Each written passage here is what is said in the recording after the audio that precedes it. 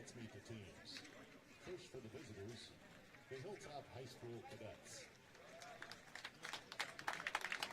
Number 31, Aiden Terrell. Number 19, Colton Wood. Number 23, Noah Stickney. Number 30, Gavin Entenman. Number 35, Toby Hartman. Number 4, Flint Bowman. And number 6, Cameron Nichols. The starters for the Cadets. At catcher, number 24, Devin Dempsey. At third base, number 0, Race Haynes. At first base, number 21, Terry Rebeck.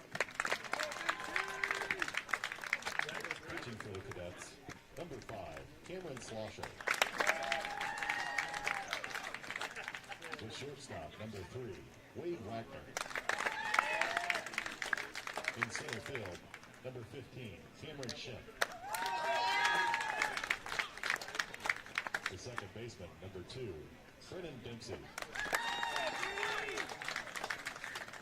The designated hitter, number 22, Micah Rossman. In left field, number 12, Jacob Haskell.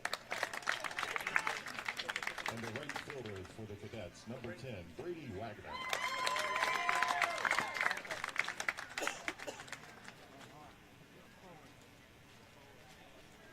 For the Montpelier Locomotives, number 20, Alex Fedeke. Number 11, Darius Ross. Number 17, Drake Farley. Number 4, Hayden Sharps. Number 3, Joel Donor. Number 8, Johnny Fritsch. Number 10, Malachi Smith. Number 23, Trenton Eidenauer. And number 14, Xavier Eidenauer. The starters for the Locomotives. At catcher, number 15, Griffin Cooley. Playing first base, number 6, Kenneth Smelter. For shortstop, number 7, Landon Fackler. In left field, number 2, Cameron Smith. Pitching for the Locomotives, number 22, Jackson Richmond. At second base, number 5, Jackson Staylor. At third base, number 9, Wesley Hartzog. In right field, number 24, Gavin Bass. And in center field, number 1, Tyler Plord.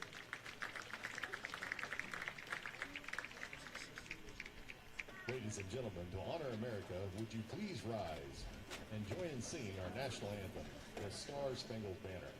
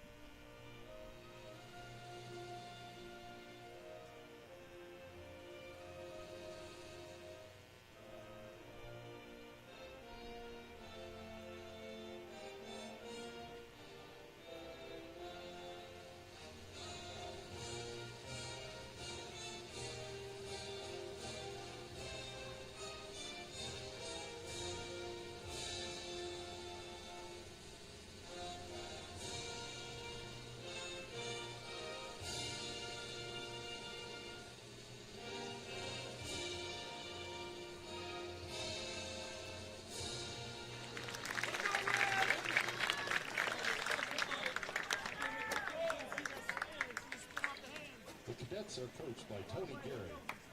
The locals are coached by Toby Hutchinson. The umpires for today's game are selected by a system approved by the OHSAA Board of Directors that includes input from the baseball coaches in Ohio. Today's umpires are Todd Dunlap, Dave Coderman, and Alan Miller. Gentlemen, welcome to Bryan.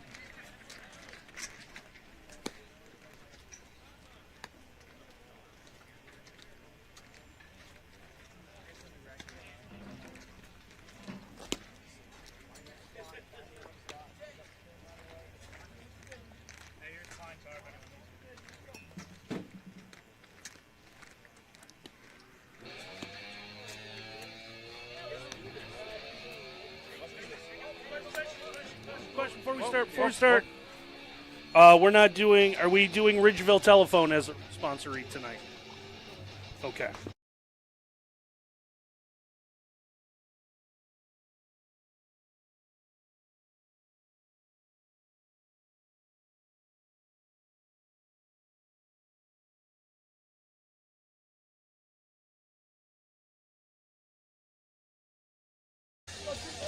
And hello again, everyone. We welcome you to Sumter Field in Bryan. It is the Division IV Baseball District Championship game, and a good one we've got for you. A couple of Williams County rivals, each making the short trip here to Bryan as the top two seeds in the district square off, as top-seeded Montpelier will take on second-seeded Hilltop. With Miles Holliday, I'm Randy Roberts, partner. We're just about ready to go here for this opening pitch for this district final. Pitch coming in from Jackson Richmond is going to be in for a strike, and we are underway. Yeah, where else would you rather be, Randy, than right here, right now? We had two really terrific games and tremendous weather yesterday. We were spot on again here today. So Devin Dempsey, the catcher, leads things off for Hilltop. He's going to take one low for ball one. We'll give you that Hilltop batting order here. Devin Dempsey, the catcher, will lead things off. Race Hayes, the third baseman, will hit second. Terry Reback at first base will hit third as a curveball stays just high. Make it 2-1. Cameron Schlosser, the pitcher's in the cleanup spot for the Cadets. Wade Wagner, the shortstop, hits fifth. Cameron Schimpf in center field will bat sixth. Brendan Dempsey at second base bats seventh. Micah Rossman, the DH, hits eighth. And Brady Wagner in right field will bat ninth. As the count now 2-2 to Devin Dempsey, the catcher for the Cadets. Hilltop coming in at 14-9. Got here thanks to a 7-2 win over Edgerton. Dempsey from that leadoff spot. A couple of singles, scored 3 of the 7 runs in that win. Roller goes to short, and throw is going to be across the diamond in time by Landon Fackler for the first out of the contest. Yeah, nice play by Fackler. Got it over there in a quick tempo to first base because Dempsey, as you saw, he can motor down that line. I said Dempsey, a couple of singles, 3 runs in that win. There's two teams both looking to advance to the regional for the first time in quite some time. One of those droughts a little bit longer than the other. Hilltop playing in their first district final since 2001, coming in as the number 2 seed in this tournament. As a strike there to Race Hayes. Haynes in the semifinal win over Edgerton hit a single and a double, scored a couple of runs for this Cadet team that again comes in at 14-9. Montpelier at 13-8 won the regular season matchups. The next pitch stays just high. Locos coming in as the number 1 seed thanks to the strength of winning the Buckeye Border Conference and the really head-to-head matchups over just about everyone that was in this district bracket in Bryan. As the next pitch from Richmond's going to bounce its way to the plate. Yeah, Montpelier absolutely perfect through the BBC. They dominated the BBC. Anytime you can get on top of the BBC, you're always smiling because that means you're going to win that championship. Been a really good year athletically for the Montpelier School District. Yeah, it certainly has. One of the best in quite some time as the 2-1 doesn't drop. So the count now 3 balls and 1 strike. You see Richmond still kind of struggling to get that off-speed curveball to come into the zone. Way behind here at 3-1. A long look in to his catcher, Griffin Cooley. 3-1. This one's going to be lifted in the air. That one's going to get over the head of the left fielder, Cameron Smith. That's going to be extra bases. Hayes looks like he's going to pull up at second with a stand-up double. Well, you're sitting pretty at 3-1, looking for a pitch that you can drive somewhere, and that's what Haynes got. Deposits in the gap at left field. One out guy on second here, starting to get things heated up in the first inning for Hilltop. And Sumter Field in Bryan, one of the bigger high school fields you'll see as well. 370 to dead center, 350 down the alleys, 320 down each line. So here is Terry Rebeck, the first baseman.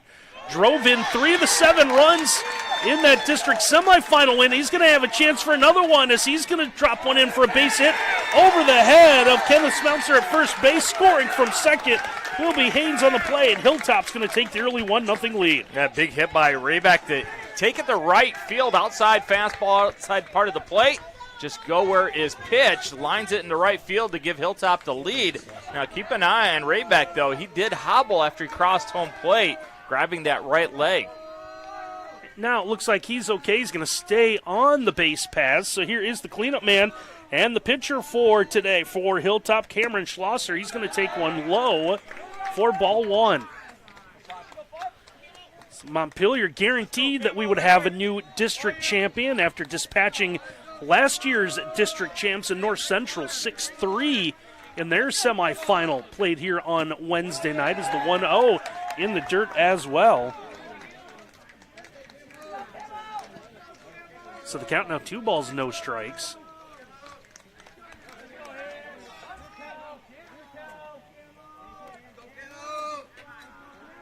Richmond looking. Another one misses. Well, let's see how aggressive Tony Gehrig wants to be today. Green light time, or make him throw a strike. It'd be something else to get 2 runners on here with 1 out, ball 4. 3-0, there is a strike as Richmond able to lift that one up a little bit and get it into the strike zone. Even if Schlosser had the green light, I'm not sure that's when he offers that. It was a fastball on the outside part of the plate. It hit 79 on the gun here. 3-1 offering. This one is going to be laced into center field, and that's going to drop for a base hit. Rebeck had to hold up just for a moment as he thought maybe Tyler Plorty was going to be able to come up with that one as Plorty was playing around the other way, had a long way to go. Yeah, Plorty was in front of the flagpole, tried to get there in a speedy manner, couldn't get there in time as it fell in, and good call by you. Rebeck had to, as the ball's hit in front of you, you want to make sure you see it hit grass before you advance. So here is Wade Wagner, the shortstop. Wagner hit a single and a double, drove in a run, scored one as well in that district semifinal win over Edgerton. He's going to take a ball, now 1 ball and no strikes. This one is going to go through the wickets, but not far enough away from Cooley to allow everyone to advance. They got a little help there. Umpire kept that one in play for him. Kick, save, and a butte. Hilltop with the pinstripe reds, the white cadets. There's one's going to be fouled off the mask of Cooley. Home plate umpire is going to give everyone just a moment. So he'll walk the baseball back to the mound. A little interesting here. First and second situation, and Montpelier still holding the runner at first base on. And normally at first and second, you'll take the first baseman, play it behind the runner, but Montpelier is electing to have Smelter hold the runner on right there, which makes the infield a little more cavernous for the hitter. Yeah, there's a huge gap on that right side with the second baseman holding the runner at second on. Next pitch bounces its way to the plate. Now 3 balls and a strike. Richmond started this inning struggling with command of his off-speed stuff, and it is now morphed over to his fastball as well. 3-1 offering. This one is going to be hit high in the air in the foul territory near the bag at third, where Wesley Hartsock is able to make the grab for out number 2. Not going to cheat anyone of any sort of foul ground here. Here is a lot of it. Don't give up on one thinking it's going to go out of play. Keep chasing it. It was Hartsock. Nice job over there, not panicking, letting the ball just come to his glove. It's 2 gone. That's going to bring up the center fielder for the Cadets, Cameron Shimp. Shimp hit a couple of singles in that district semifinal win on Wednesday night against Edgerton. A lot of these Hilltop hitters, they like that red and black camouflage hitting sleeve, don't they? They sure do. It looks good with these red uniforms. Shimp's going to drop that one into left field. That one might have caught the lip of the grass. Making the turn is going to be Reback. Throw at the plate. Not in time, as it's going to sail a little bit. A good effort by Cameron Smith to fire that in, but able to slide underneath. Will be Reback as Hilltop leads this one 2-0. Reback did a great job getting a secondary lead on the pitch, and then as soon as it's hit with 2 outs, there's no doubt about it. You're thinking about going home, and Tony Garrick, he was giving him the old windmill. Yes, you were scoring, young man. 2-0 now, Hilltop. Hilltop already with 4 base hits here in the opening frame. Looking for more. The number 7 man in the lineup, the second baseman, Brennan Dempsey, will dig in. First offering is low for ball 1. You saw Richmond look in, hoping he was going to get that call. Umpires will give you the benefit of the doubt if you're around the zone. Hilltop was held to 2 runs when these two met in the regular season. There's a bouncing ball to first. Smeltzer had to go towards the bag at second and is able to get back in time, and he will make the play unassisted.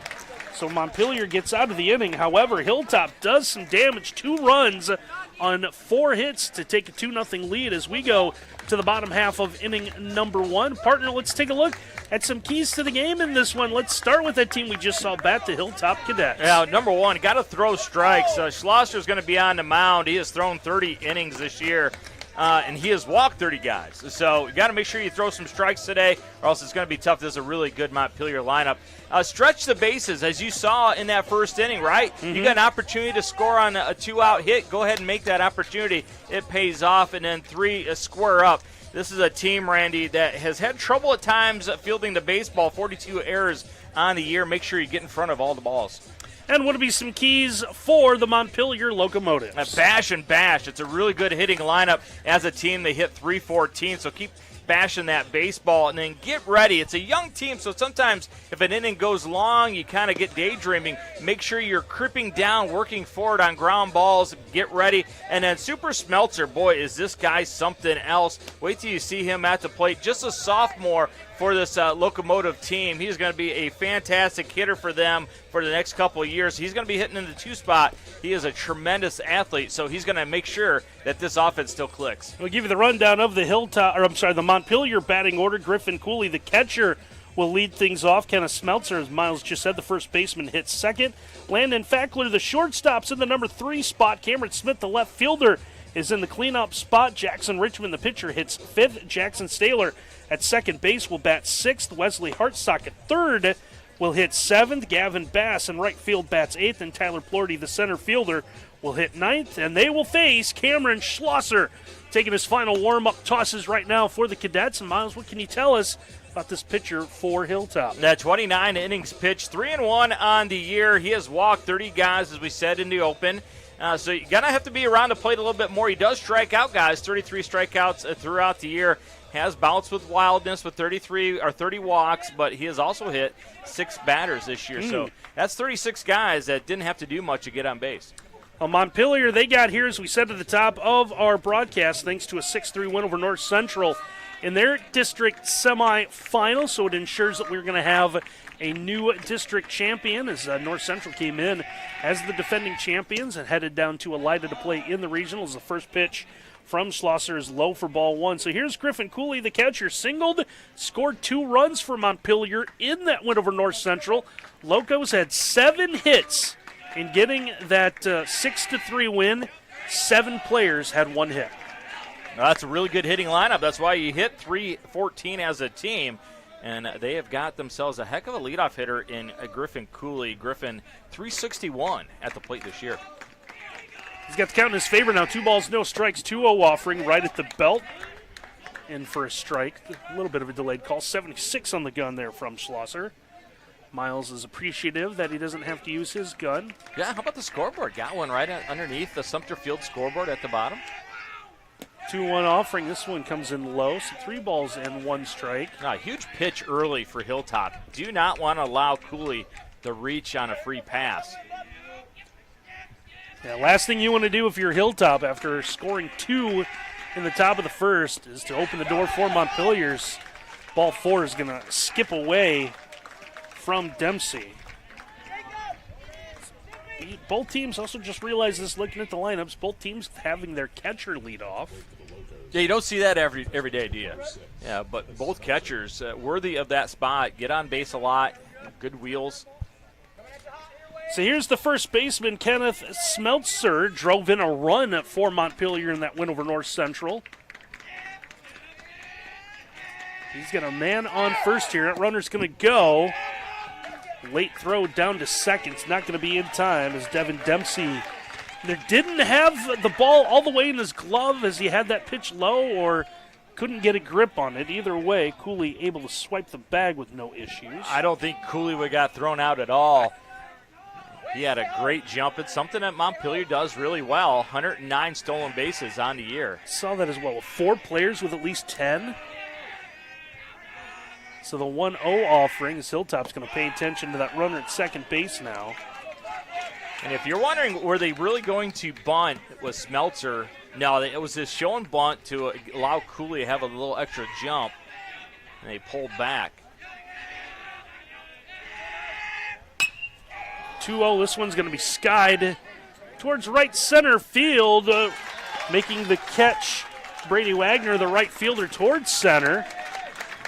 And with the ball just kind of casually being thrown in, Cooley's able to tag and move to third. A nice job by Cooley tagging up, and the rule is it's hit behind you to the right fielder. You're definitely going to challenge that arm, and made it easily. So here is the shortstop, Landon Fackler. He doubled and drove in a run for Montpelier in their win on Wednesday. As that first pitch comes in high, so both pitchers having trouble. You see kind of the big bender they're expecting it to come down. It just kind of floats on everyone. Both pitchers not snapping it off, just kind of leaving it up there. Bring that middle finger and snap it with the thumb. Get that drop that you need. 1-0, about the straight fastball at 76. A big cut and a miss there from Fackler. You know, sometimes pitchers, when they're trying to get a feel for the off speed, don't worry about it. Just worried about the fastball early, and then in between innings, maybe go to the bullpen, see if you can get a feel on that again. Or use it in warm-ups. 1-1. This one's going to be reached out and lifted into left field. It's going to drop in front of the line for a base hit. Cooley had to hold up. He scored with no problem. He's giving chase as Jacob Haskell, the left fielder, just unable to come up with it. And Montpelier's going to get one of the runs back on the RBI by Fackler. Yeah, I'm not sure Haskell got the jump that he wanted. Kind of paused on it. Looked like it was going to go foul at first, but stayed close to the line. Tried to slide and make a scoop catch. Couldn't come up with it. It's 2-1 now. That lead cut in half. And here is the cleanup man, the left fielder, Cameron Smith. He singled for Montpelier in their win over North Central. A 352 on the year. A very impressive lineup for Montpelier to top. Just absolutely sizzling. Throw over to first, not in time. I believe the folks running this district tournament in Bryan had to get all they hoped for 4 Williams County teams making the district tournament. Another one gets away. Home plate umpire thought that was headed for his noggin, so he jumps out of the way. What did it show, though, is that Devin Dempsey, heck of an athlete. Did you see him pirouette and then snow cone that? Fantastic job. I would have torn 3 different things on my body if I would have tried to do that. 1-1 offering. Here's a bouncer hit towards that left side. From his knee, great play made there. Wade Wagner, the shortstop's going to get the lead runner, and there's 2 gone in the inning. Yeah, Wade Wagner makes sure of it by throwing a little tempo over to second base. That was Dempsey that got there in time to get the lead runner. So here's the pitcher, Jackson Richmond. He singled in a run on Wednesday night.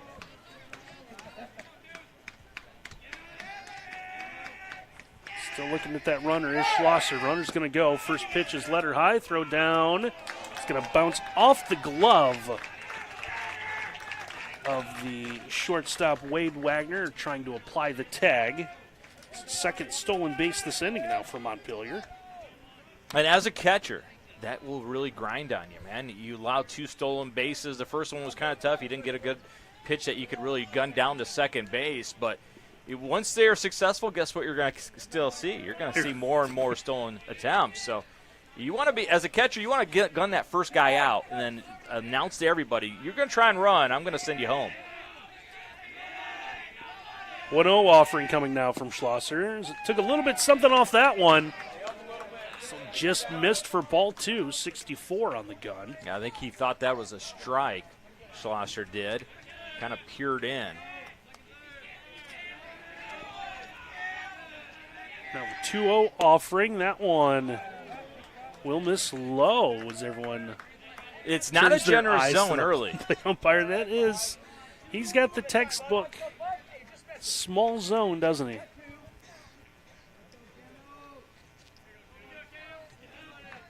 Base open. Do you go ahead and just waste this one? 3-0 offering. This one's high chopper back to Wagner. Wagner's throw across the diamond will be in time, and that's how the first inning will end. So Montpelier able to come back with a run on a hit. They slice that Hilltop lead in half, 2-1 after one complete inning. We'll take a break here at NWOhio.live. This is Chip Wood. The best deals on new and used cars and trucks and service too are at Bryan Ford Lincoln. Stop by and see us as we celebrate 25 years of serving the tri-state. We will not be undersold. You have my word on it. 2-1 our score after one inning of play. Hilltop with a lead over Montpelier. So Hilltop able to use 4 base hits, score a couple of runs. Montpelier able to come back one of their own, using a walk in there as well, a sac fly, fielder's choice. Good to see Montpelier at least get one run back, right? You've fallen down 2-0. Could have gotten even more. Let's go back to that last at bat. Let's talk baseball philosophy, right? 3-0, and you're swinging away, and you ground out to the shortstop. I'm okay if you give the green light to the guy in the middle of your order, but what should he do with that pitch if he's going to jump on it? He should destroy it, right, at 3-0? You know, if you're surprised by it, maybe go ahead and take it because it's 3-1. I thought Schlosser was the beneficiary there of maybe a strategic wrong move by Montpelier on 3-0. And it definitely paid off for Hilltops. The Cadets able to get out of trouble.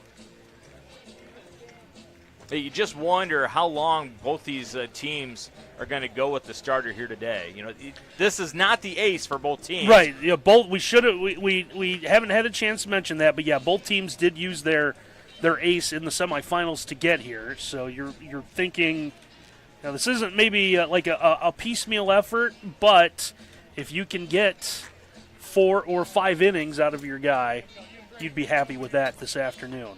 Yeah, at this level, if you've got 2 really good studs, man, that you have you can throw on the mound, that gives you a huge advantage. Most teams have the one, and then we got to find some other guys that can mix some innings together, and they're all fighting to get to the next level so they can get their stud back on the mound.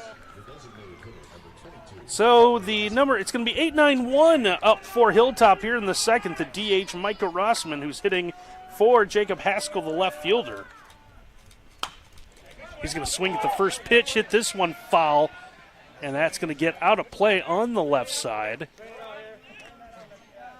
And our view kind of blocked just to the one side of the field here, but the one side we do see, they are pretty well packed in. Yeah, both sides. Wearing that Montpelier. Do you call it the powder blue or Columbia blue? What do you call Columbia blue, I think, Columbia is the blue. official color.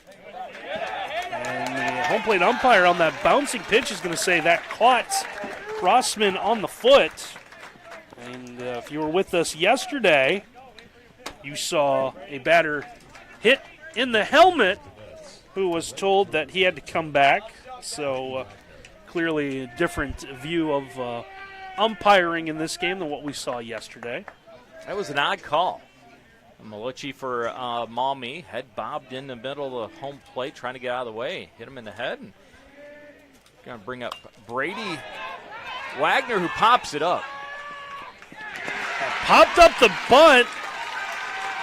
Rossman was running on contact, and he's going to be doubled off first base. They might have been able to pick up the microphone where Coach Gehrig at third base was yelling, "Back!"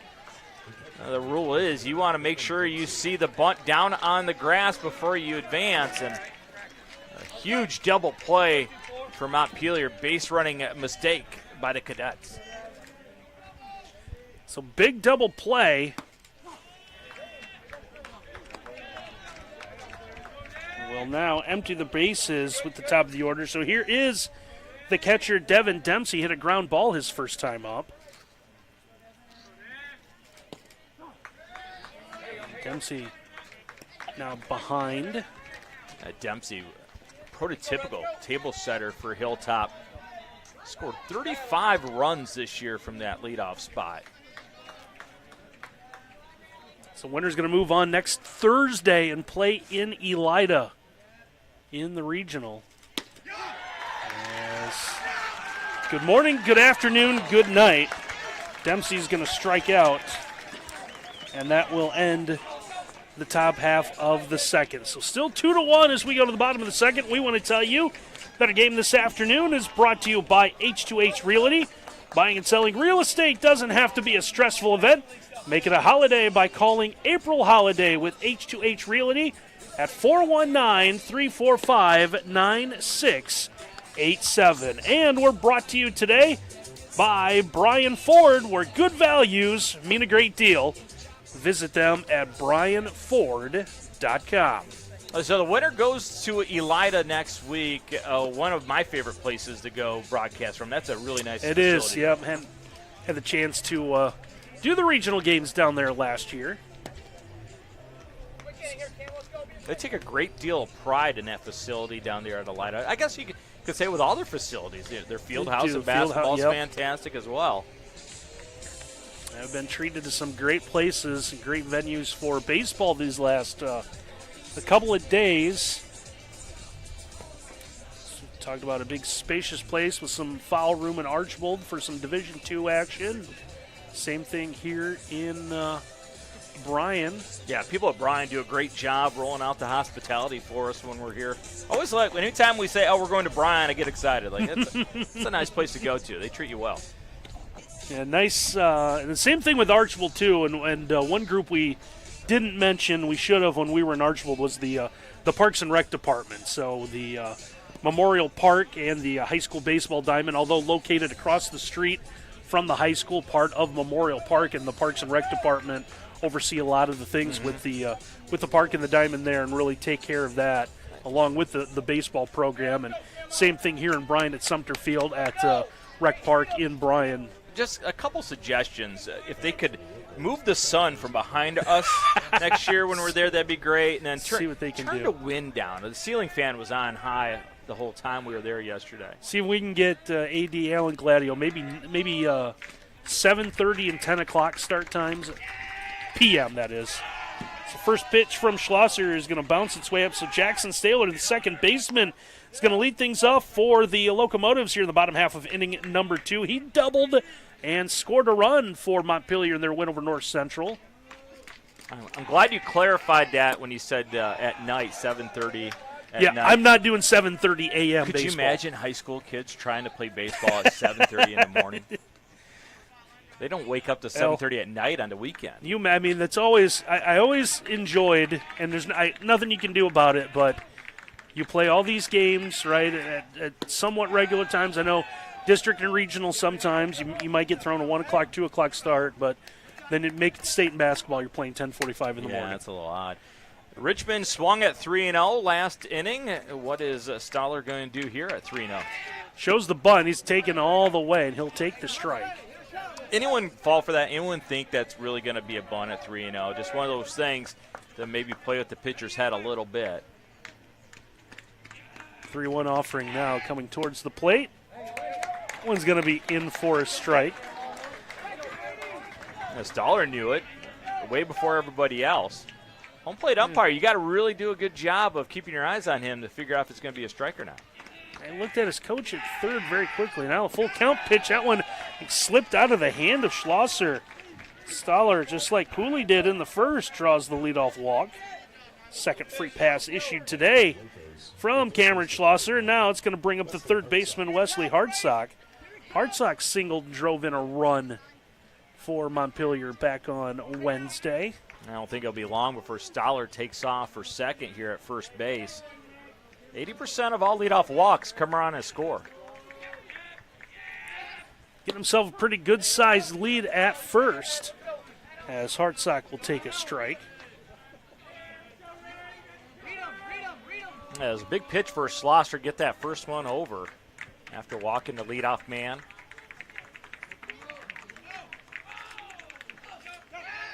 And now we'll get that throw over. Montpelier already swiped 2 bags in the first frame. Just got to believe Hilltop's going to really be on top of that here in this second inning. Schlosser with a couple of looks. 0-1 pitch in for a strike. Montpelier faithful thought that one was off the plate. Didn't like that call. Got to do a good job now with 2-strike hitting.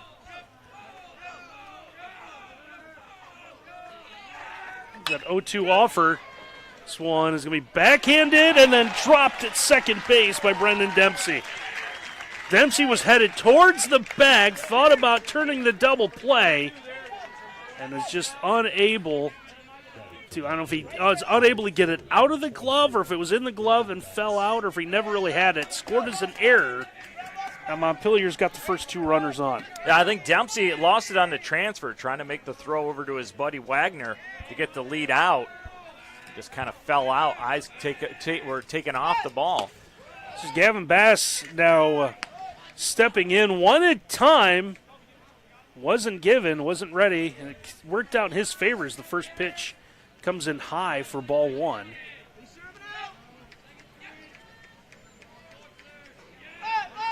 Squares to bunt again. He'll take one low, so count in his favor now. 2 balls, no strikes. Yeah, Bass kind of gave a little half-hearted turn on that, showing the bunt. This is a prototypical situation, the bunt. If you're Montpelier, get those runners into second and third. Squares to bunt again. We'll pull it back. He's got the count in his favor. 3 balls, no strikes. See Schlosser kind of digging at the mound. He is not happy with where his foot is landing. 3-0. You leave the bunt on here? I think you make him throw a strike first. I think you make him throw. You might, yeah. Say you make him throw 2, but you're trying to bunt. You don't want to wait till there's 2 strikes. 3-0. One's going to miss just low as well, so Bass is going to draw a walk. It's 2 walks sandwiched by an error, low to the bases. Schlosser, third a free pass already today, and they're going to come out and talk to him. It's the first visit here from the Hilltop coaching staff to the mound. It'll give us a chance to talk about those uniforms. Those man. are something, aren't they? them. Those are. I absolutely love them. I told our producer Ken Reeker that next year for baseball we should get, because our colors are red, white, and blue. We should get those red pinstripe pants. Okay. What do you guys think? Send us a message. Do you want to see Randy Roberts in red and white pinstripe pants? Well, can we go? If we go horizontal stripes. Well, shouldn't we be on the side of the road in a chain gang if we're doing that? So here's the center fielder, Tyler Plorty. Big situation here. This could really break this game open if you're Montpelier. We had Ken Reeker offering his opinion to us in our ears. And did he say as long as we wear pants? Is that what I – okay. Yeah, I think that's important, right? Anytime you leave the house. Ooh. 76 on the gun there is Schlosser will throw the first one past Plorty. These Montpelier hitters, man, they are aggressive. The book says, guy walks in front of you, take. Nope, Plorty, he was going to drive that one. Now the 0-1 offering, that one dips in low. 1 ball, 1 strike, now the count. Plorty, 333 hitter on the year. That's a nice luxury in the 9-hole that you got a guy that a 333 hitter. Now the 1-1 offering, that one misses. So that pitch count beginning to add up for Schlosser now as he misses the strike zone. 2 balls and a strike. He's got a lot of work in front of him with nobody out here in the second. Bases loaded.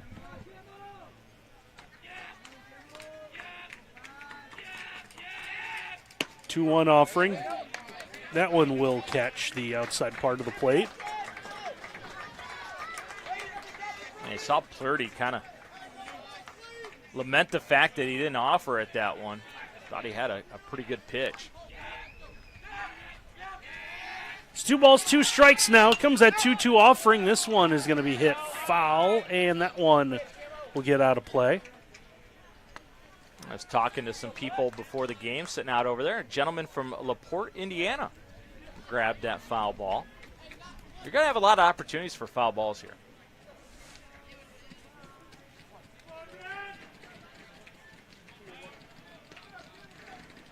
Schlosser ready now with a 2-2 offering. 2-2 will miss low. And the count's run full to the number 9 hitter in the Montpelier order. Well, you like a big pitch right now? Here you go. Big moment in this baseball game. Full count, nobody out.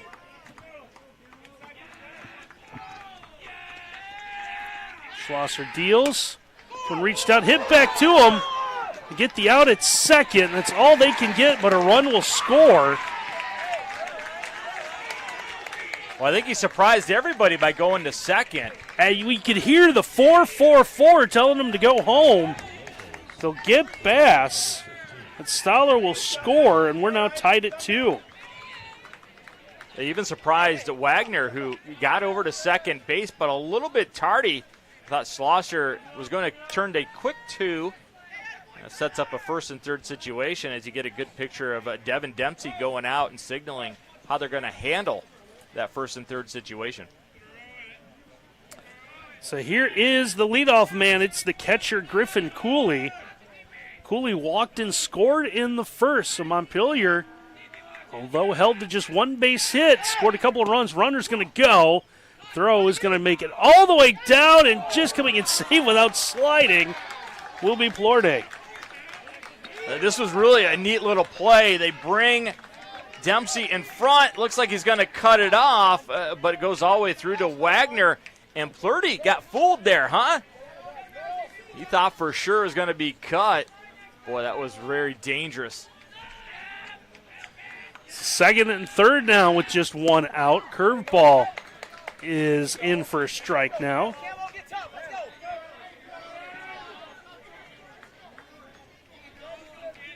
So here's a big opportunity for Montpelier with that top of the order coming up. Oh, how about the work there? Devin Dempsey throwing that right knee into the ground, just saying, use my chest as a dartboard, I'll stop it.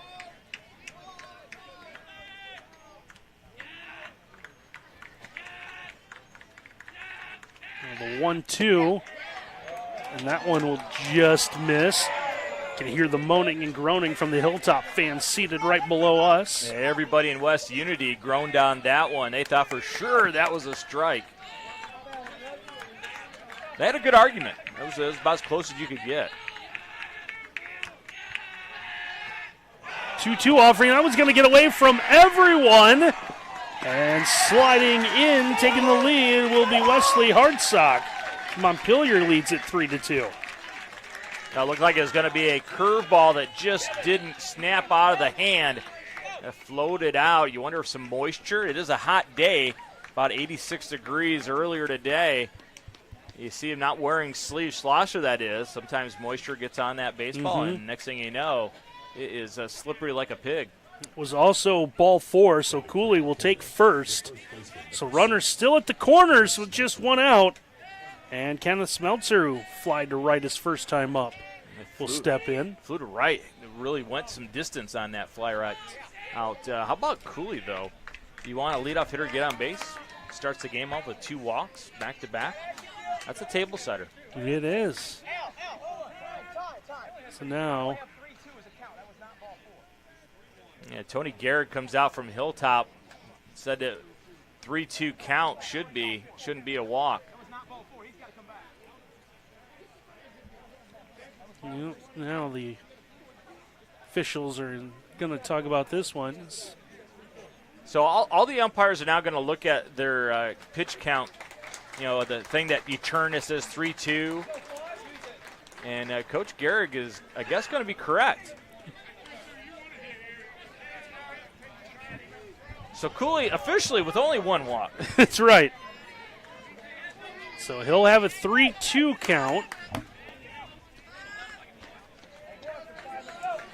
So plate umpire, was he the one that I guess told them to go and the first base umpire disagreed? I think Cooley just went on the pass ball. Yeah, if you get there, you get there. Now 3-2 offering. Now it's low. So 3 walks on the day for Cooley. Twice in one at bat. That's fantastic stuff. It's hard to do. Now Tony Gehrig is going to make his way to the mound. He might have seen enough in this district championship game. He is walking with a purpose. Yeah, he's one intense fella so far in this game. Things were great. Started out 2-0. I think they're going to stay with Schlosser. And normally if you go out there and you're going to make the change, it's done early.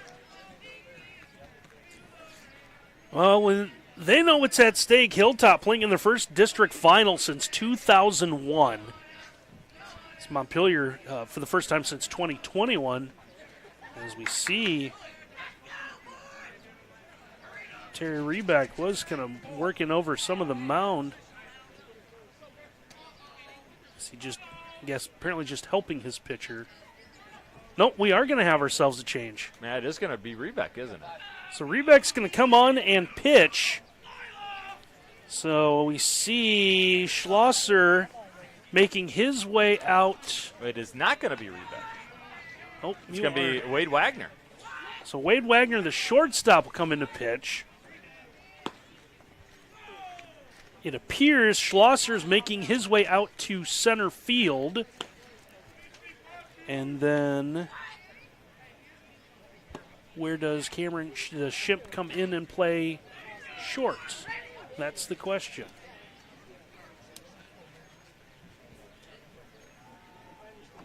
So Well, they got a couple more pitches to figure it out, right? they do.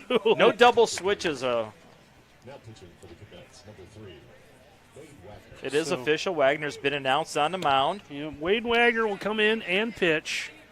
17 innings pitched this year, record of 2-1.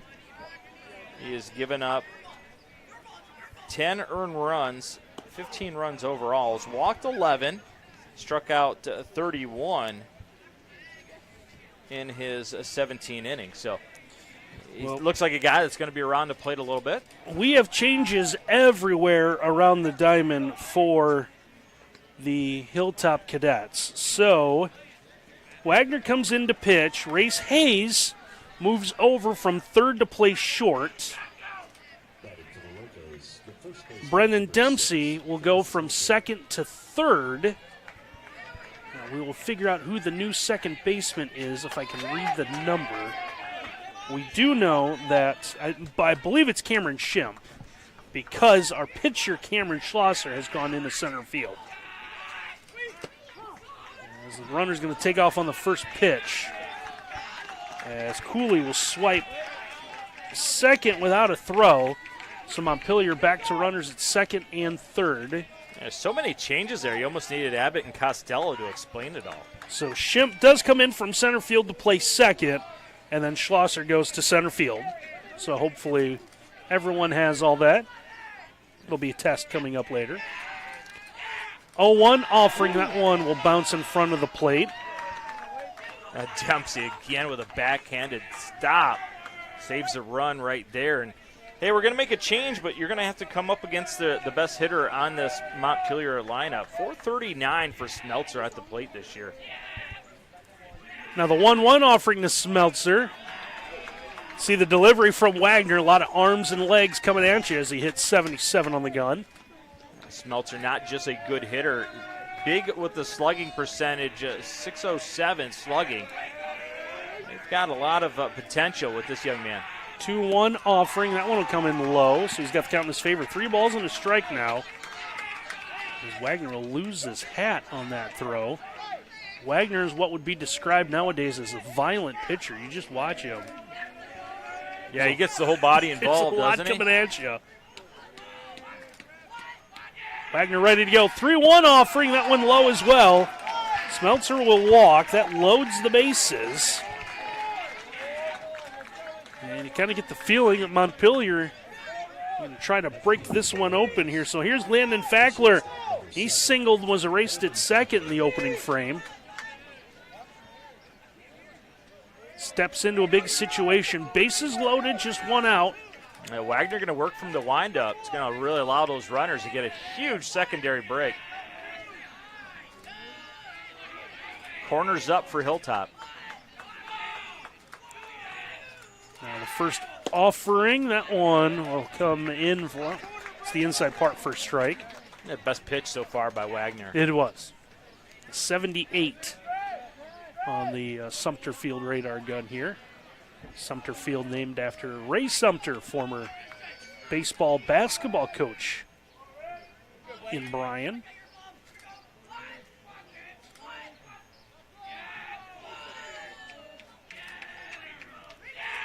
And the 0-1 offering. This one is going to be lined towards right.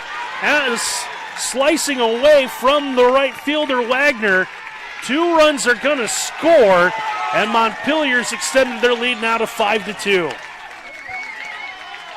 A big early portion of this day for Landon Fackler as he lines that one into right field.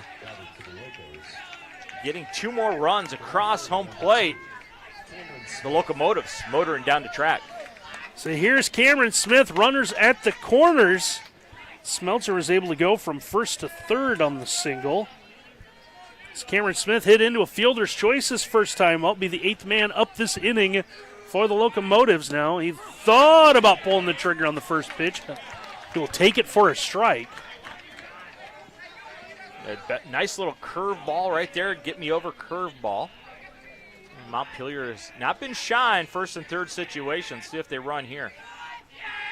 0-1 offering. That one comes in low.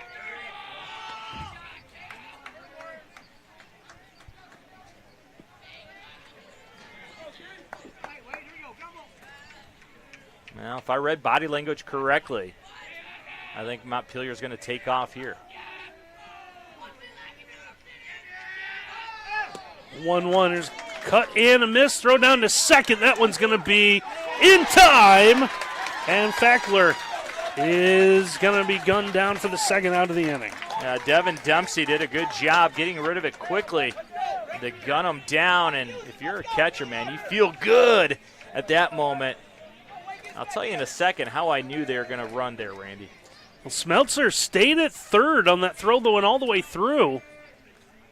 So now 2 outs, 1-2 pitch coming here to Smith. That one's going to bounce away. That one hits the backstop, comes back towards Dempsey. The throw is going to get away from Wagner and sliding under the tag Smeltzer to make it 6-3. This took a really good hop off the backstop for Hilltop, but Smeltzer just too quick. Read it automatically. Took off for home, and his head-first slide allows him to score easily. I'm sorry, 6-2. I said 6-3. Hilltop with just 2. So that's 5 runs now in the second inning. Smith now with bases empty in the 2-2 count.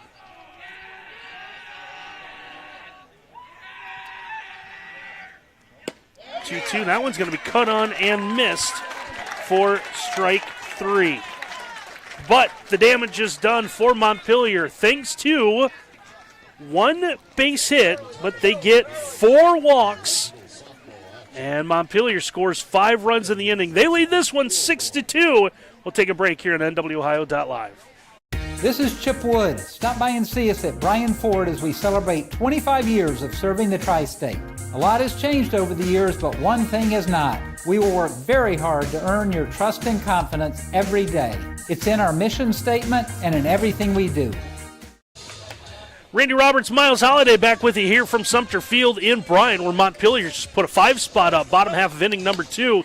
Lead this one now 6-2 over Hilltop, this Division 4 baseball district. Final line score looks a little awkward. 6 runs on just 2 hits for the Locomotives. Like we said, they're in that second inning, took advantage of 4 walks to plate 5 of their runs. So Hilltop 2 runs, 4 hits, and 1 error.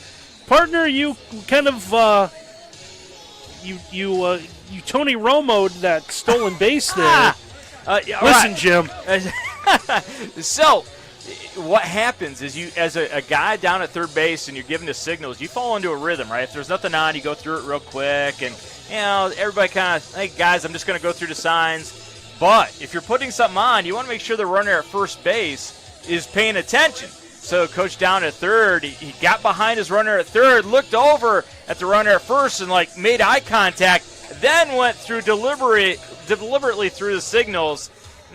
Body language expert that I am, I figured out something might be on. Well, that day job of the FBI is really paying off. And coaches, you got to be careful of that. The other dugout, it's their job to make sure they're hawking you, see if they can figure out, kind of Bill Belichick you, figure out your signs. So hitters 2, 3, and 4 now due up for Hilltop as we move to the third inning. So Race Hayes, who started at third base, has now moved over to short. Will take the first pitch from Jackson Richmond in for strike one. How's a guy with the name Race not running track? That's a good point. I bet he is a guy that can get around those bases in a hurry. Haynes doubled, scored a run. Part of that 2-run first for Hilltop. They felt really good for about half an inning. Scored 2 early, led it 2-0 before Montpelier had a chance to bat. It's been all loco since then as Hayes will take the bender for a strike there. Now, Jackson Richmond had his struggles in that first inning with command. Second inning was a lot better, but it's been a long time since he's been on that mound. That was a very long bottom of the second.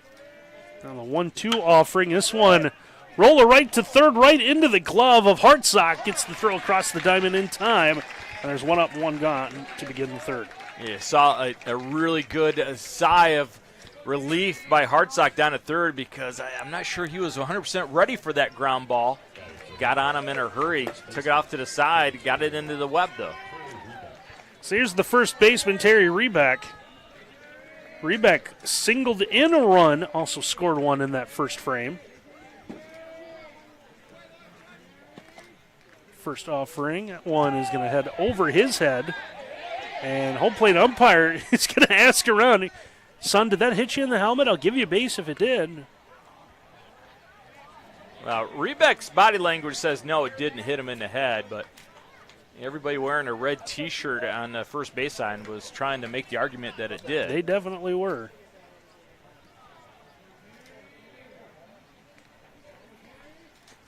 One 0 offering. He's going to reach this one out. Hits it into medium-sized center field where it's going to be dropped. Plordy was trying to use his body to bring a ball into his, to bring the glove and kind of cradle it. We're going to take a look at the replay here. It's kind of bounced off the chest. Somewhere there's a dad yelling 2 hands, right? Get that second hand involved to close it. You're running away from the bag. It's going to be an easy advancement for Rayback, who was running right away. Credit Rayback. He thought second base as soon as he hit it. Nice job by him making sure it was an opportunity to get the second. A 2-base error puts a runner out there with 1 gone. Now here is the center fielder, Cameron Schlosser. Started the day on the mound. Unfortunately, had some trouble. Couldn't make it out of the second inning for the Cadets. There's one high as again Jackson Richmond now losing a little bit of control, but like Miles said, he was involved. Actually, he was not involved as he was the only guy who didn't bat for Montpelier in that second inning. So not only did he have to sit, he didn't even get involved in offense. At least he didn't wear out any energy. Yeah, just a spectator that frame. There's one low, so the 2 balls, no strikes to Schlosser. His delivery, Richmond's that is, very reminiscent. Denny McLean for the Tigers, last 30-game winner in MLB with that really high leg that just kind of flows through. And there's one ripped into left field. That's going to go for a base hit. That one's going to get to Smith quickly, and that's going to force Hilltop to hold up Rebeck at third. A really good job by Tony Gehrig coming down the line, putting the stop sign up. You are down by 4. You don't want to challenge throws at home and get gunned out. Keep everything still in play. So here is the now pitcher for Hilltop. Wade Wagner started his day at short. Wagner hit a foul pop up to third his first time up.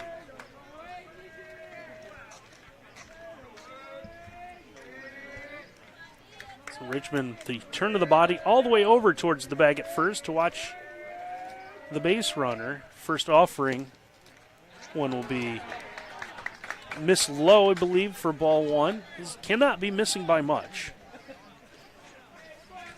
Yeah, both pitchers, all pitchers today, struggling to get that low fastball at the knees.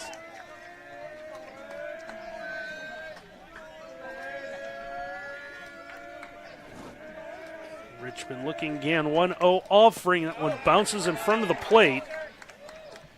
Schlosser was not going, so he'll retreat back to the bag. Yeah, Cooley, good work, keeping it in front, finding it right away. If you're wondering why Hilltop has not tried to swipe second base here on this first and third situation, not a great stolen base team. They don't like to run a great deal, plus you're down by runs.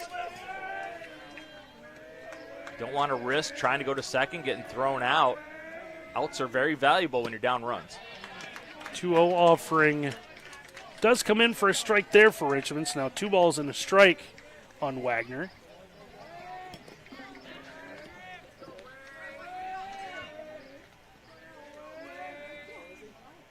Richmond with a shake off of the original sign. Now he looks set, 2-1 offering with that high leg kick. That one will miss. It's now 3 balls and a strike to Wagner.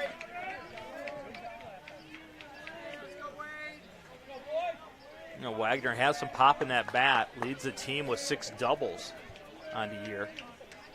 I'm sure they'd take another one here. He's going to take a ball low, so Wagner will draw a walk. That's going to load the bases for Cameron Shipp, now playing second base. He singled in a run in that first frame for the Cadets. Huge opportunity here for him with the bases loaded and 1 gone. Leads this Hilltop lineup with 26 RBI on the year, so this is a big time, a moment for your big run producer. He's going to look at a strike. Curveball at 69 miles an hour. Outside part of the plate. A good move by Shipp, not offering at that one. That would have been an easy ground ball. 0-1, this one bouncer to short. It's going to be off the glove of Fackler. 2 runs are going to come in as that ball bounced around in a shallow left field. And Hilltop is going to get back into this one as they cut the lead to 6-4. That went from a oh no moment for Hilltop because it was an easy ground ball to, oh my Lord, we're going to have an opportunity to score. Just one of those bad moments. Fackler attacked it but didn't watch it all the way in. Goes off the glove into right field. 2 runs are now in. Hilltop needed something positive. They got something positive. That's the second error this inning on Montpelier. So now here's Brendan Dempsey, the third baseman. Hit a ground ball to first his first time up. It's Hilltop able to get right back into this one now. 6-4. They trail with 2 on. 1 out as we play the top half of the third. First offering, this one hit high in the air. And calling for it is Smeltzer at first. And in foul territory, he's able to make the grab for out number 2. And that's a big out for Montpelier. It's okay. You still got a 2-run lead. Don't let Hilltop continue to build off this inning, though.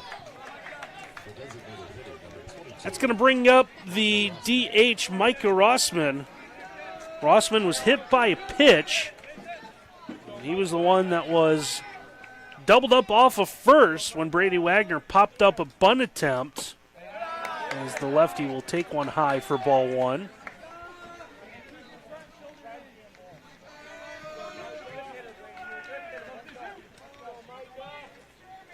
Richmond looking at that runner at second.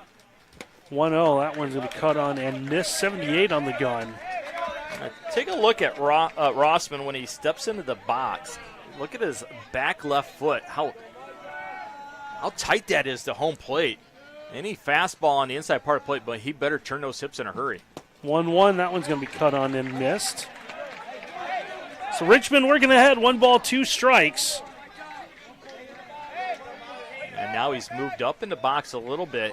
Must be anticipating little off-speed selection. Choked up a little bit on that bat as well. 1-2 offering. This one is going to be bounced foul.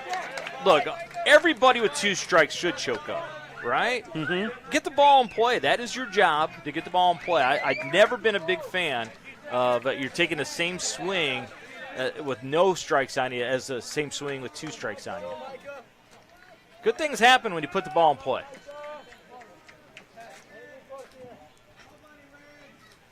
Now the 1-2 offering. One is going to be bounced out in front of the dish. And a heads-up play made by Griffin Cooley to come out. He will make the play. However, a field umpire is going to call a foul ball, and we're going to have to do it again. Let's see if Schlosser or if Haskell makes contact. Rossman makes contact with it. I didn't see it. Maybe we'll get a look at it. Saw the outfield umpire having a conversation with Toby Hutchinson, the Montpelier head coach. Now, give him credit, the umpire. We're going to see this. Watch the umpire. He called that quick. So he saw something here. As soon as this ball is hit, he calls a foul. Now, did it hit him right on the left shoulder? Now, if he's calling it foul because it hit home plate is in fair territory. Maybe he thought it did hit Rossman's left shoulder as he's leaving the box. So we'll do it again. Now Rossman will swing through the next pitch. So the ground out to catcher turns into a strikeout.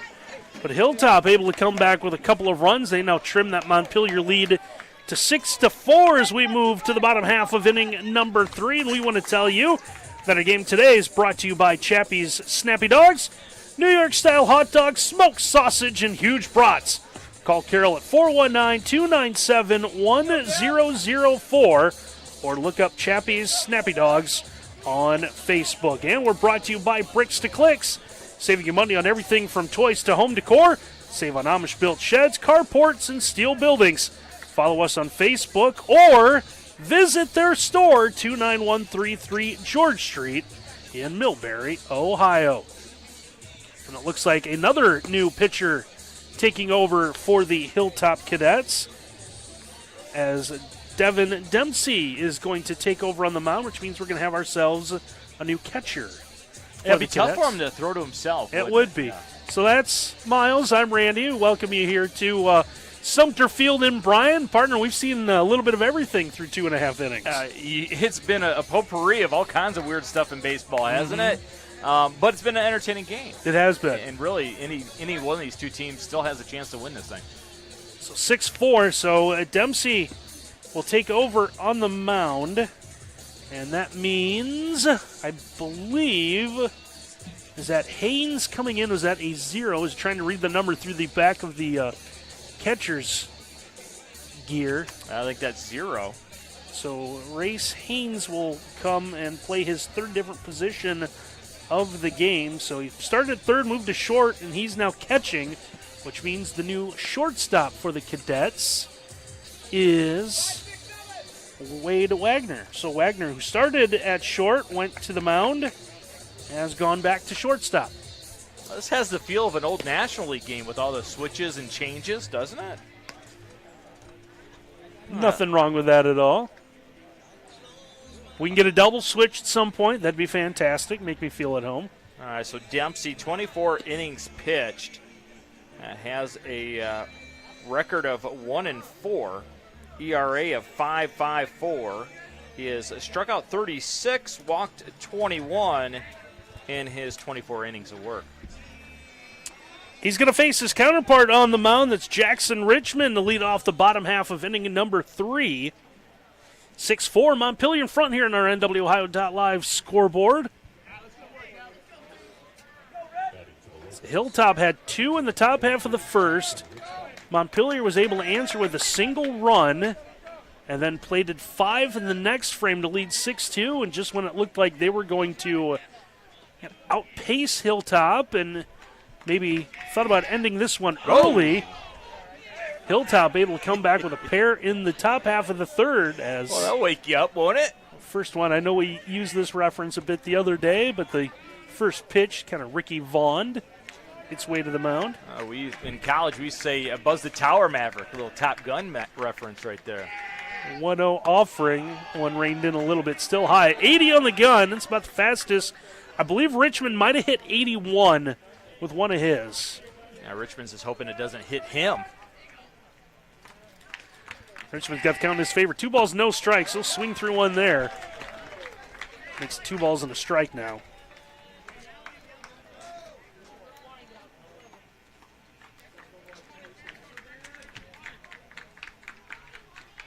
Two-one offering. A nice pitch. Catches the outside part of the plate. Dempsey looks like he's got pretty good stuff when it's around the plate. You wonder why that ERA a little bit higher than what it should be.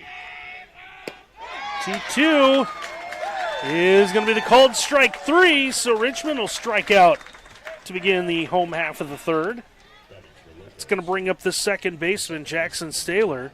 Staylor walked and was one of the 5 players to score for Montpelier an inning ago. As we see some of the, is it cottonwoods that are floating around here now? Oh, these things are wonderful if you're a pool owner, aren't they? You get a pool all nice and clean, and then next thing you know, it's full of cotton. 1 ball, no strike.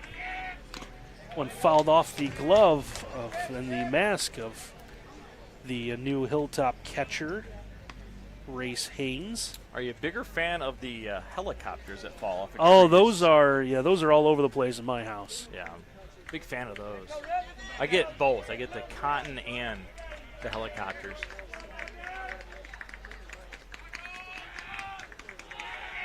One offering. That one's going to be off the plate. Good shot of the Montpelier bench. Everybody up on the dugout fence. Very engaged.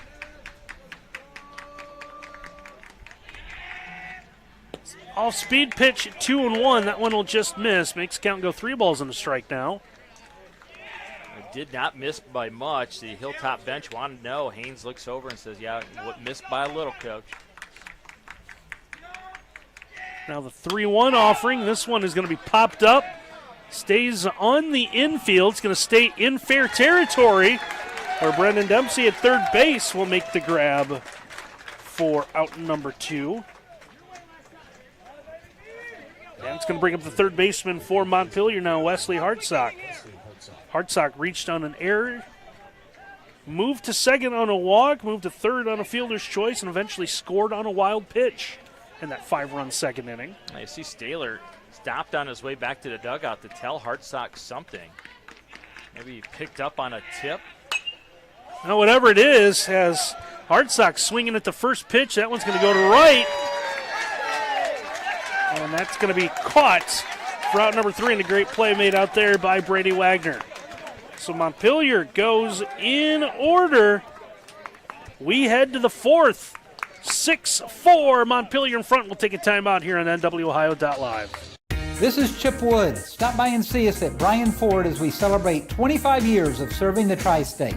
A lot has changed over the years, but one thing has not. We will work very hard to earn your trust and confidence every day. It's in our mission statement and in everything we do. Welcome back to Sumter Field on NWOhio.live. My partner Randy Roberts next to me. I am Miles Holliday. Ken Reeker doing a really good job producing this. He's got his work cut out for us anytime he works with us, so does a great job. And Curtis Aldrich, manning the camera. 6-4 as we head to the top of the 4th inning. And Randy, Sumter Field, one of the nice picturesque ballparks in Northwest Ohio. My favorite part of it is the giant trees in left field. What about you? Yeah, the pine trees out in left. It gives off a little ambiance, doesn't it? It does. It really helps out with that batter's eye in center field as well. And Hilltop will be trying to take advantage of a good batter's eye. Got back into this one with 2 runs in the top of the 3rd. 6-4 due up for Hilltop in this top of the inning. Going to be the bottom of the order, Brady Wagner, and then it'll flip it over to Devin Dempsey, who just took over on the mound that last half inning. And then Race Haynes, they are due up for Hilltop. trying to build back into that 2-run deficit, even this thing back up. 6 runs, 2 hits, 2 errors for Montpelier. 4 runs, 5 hits, and 1 error. But the 4 walks that were issued by Hilltop, big in this game. Yeah, I think Hilltop just looking for a guy that can throw strikes. And they found something at least that last inning out of Devin Dempsey. A little life now out of that Hilltop dugout as they sense the urgency in this game. Wagner has scored 9 runs from that 9-hole spot. Takes ball 2. As they say in the movie The Natural, he's killing worms, Pop. That one skipped up there. At times, Richmond has struggled with command, but has done enough to be around the plate to stay in this game.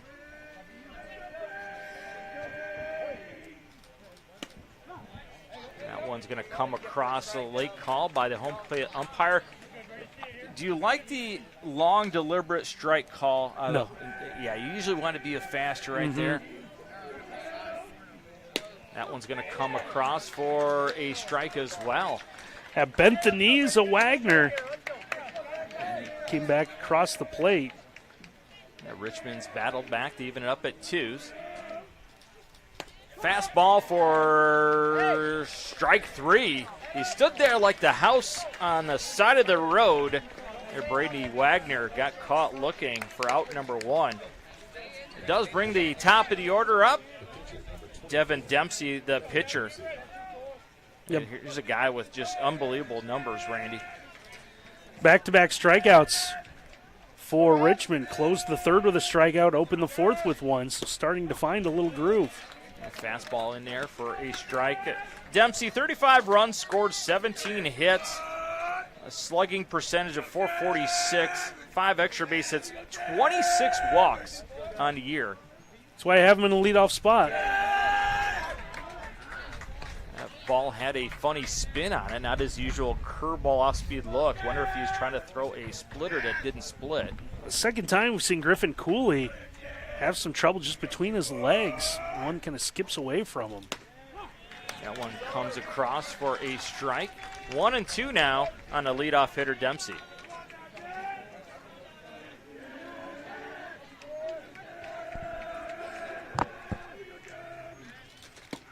That one's going to be just a little bit high. And Cooley tried to make it look better. Yeah, he tried to sell that one. Pulled that down. Home plate umpire not fooled. Richmond takes a little bit of walk behind the mound, collects himself, and here we are at 2-2. High leg kick at the knees, a little bit too low. And neither team has gotten that call all afternoon. They have not. Yeah, you are correct. This will fill it up. Huge pitch. Don't want to allow the speedy Dempsey on base if you're Montpelier. And that's going to be back-to-back strikeouts. Go back to the last inning, back-to-back-to-back. 3 straight for Jackson Richmond, who is on cruise control for Montpelier. Yeah, he's got 4 strikeouts on the game and the last 3 hitters here, so he's definitely getting into a groove here. And we saw Montpelier go in order in the bottom of the 3rd, now trying to shut down Hilltop in the 4th. Now bring up Race Haynes. 21 hits on the year, 9 stolen bases, does have a home run for the Cadets with that open stance. Takes the first pitch for a strike. He knew it too. He took a step out of the batter's box and shaking his head yes.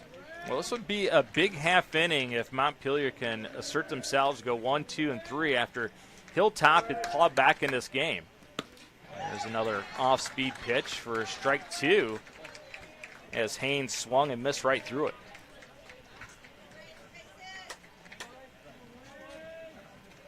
One of your favorite things, batter looks down at the third base coach who gets no sign. 2 strikes, 2 outs, no one on. What sign? The get on base sign? This one's going to be fouled off down the third baseline towards the bullpen. And those moments where a coach looks back and says, who's on it? One of the guys that's on the bench should be running down there, but yeah, that's one of the coaches. Yeah, young coach runs down there, right? That's those young guys, those flat bellies that like to run. That one's going to be fouled back. Haynes stays alive. Yeah, nice job by Race there, just reaching out and just getting a piece of that one to stay alive. Now the throw back by Cooley goes off the glove of Richmond, and your backup is your middle infield. Hey, here we go. Let's do this again. 0-2. Not much wind right now. A little bit of a breeze, just enough to come through, make everybody feel it's not that hot. Long, deliberate look by Richmond. Fastball going to be fouled off towards the batting cages. That one's going to catch. That one go over the cages and land on the top of them. Landed on top and then rolled off back by that storage shed. And a gentleman wearing an A on his hat, a yellow A, I believe he's from Archbold, that grabbed that one. Not that far of a drive to come watch some baseball. 0-2 count. Breaking ball up a little bit high. And Haynes, if nothing else, is making Richmond throw a few more extra pitches here. 1-2, good battle so far in this at bat by Haynes. This one's going to hit in front of the plate for a ball 2. Well, they say baseball is a great battle between a hitter and pitcher, and we're seeing it, aren't we? It's definitely what's going on right now. 2s across the board. That one's going to be fouled off again. Off the home plate, goes back to the backstop. Yeah, just able to reach out and just get a piece of it. Home plate umpire out of baseball, so he's going to hold up play so they can retrieve a couple more. Put him back in the satchels. What do we got here? With the satchels. I like it. It's better than the baseball holder, right? The bags? 2-2. Fastball fouled up in the air. Might stay in play. Gives chase as Hartstock, who gets his second foul pop-up of the day.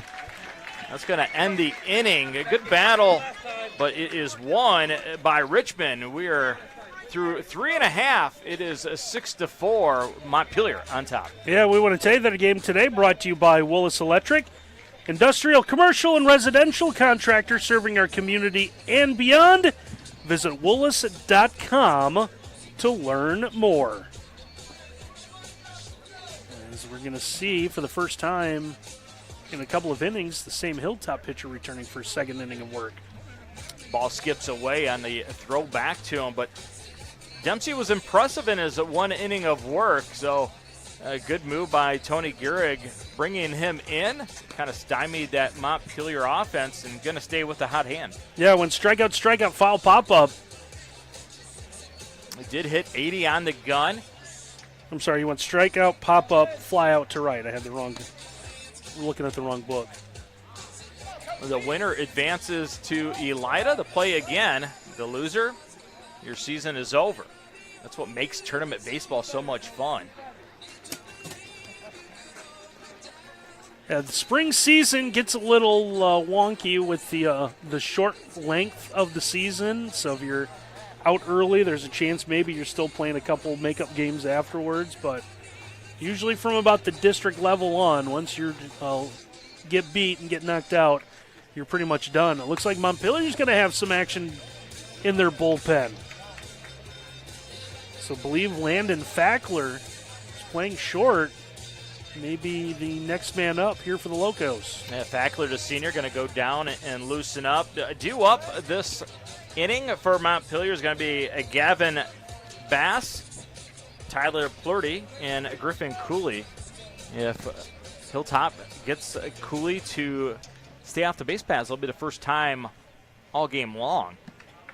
A man that has 3 walks but 2 officially. That would be one of the oddest things I've ever seen. Gavin Bass, the freshman, 103 on the year. This is a young Montpelier lineup. Fastball comes in for a strike. And if anything, Dempsey, he just looks like he's got good intentions when he stares in at the mound, doesn't he? He does. a picture of intensity. Fastball for a strike. Got the benefit that time. Might be the first low fastball we've gotten. That's what I was going to say. First time we've seen that called a strike today.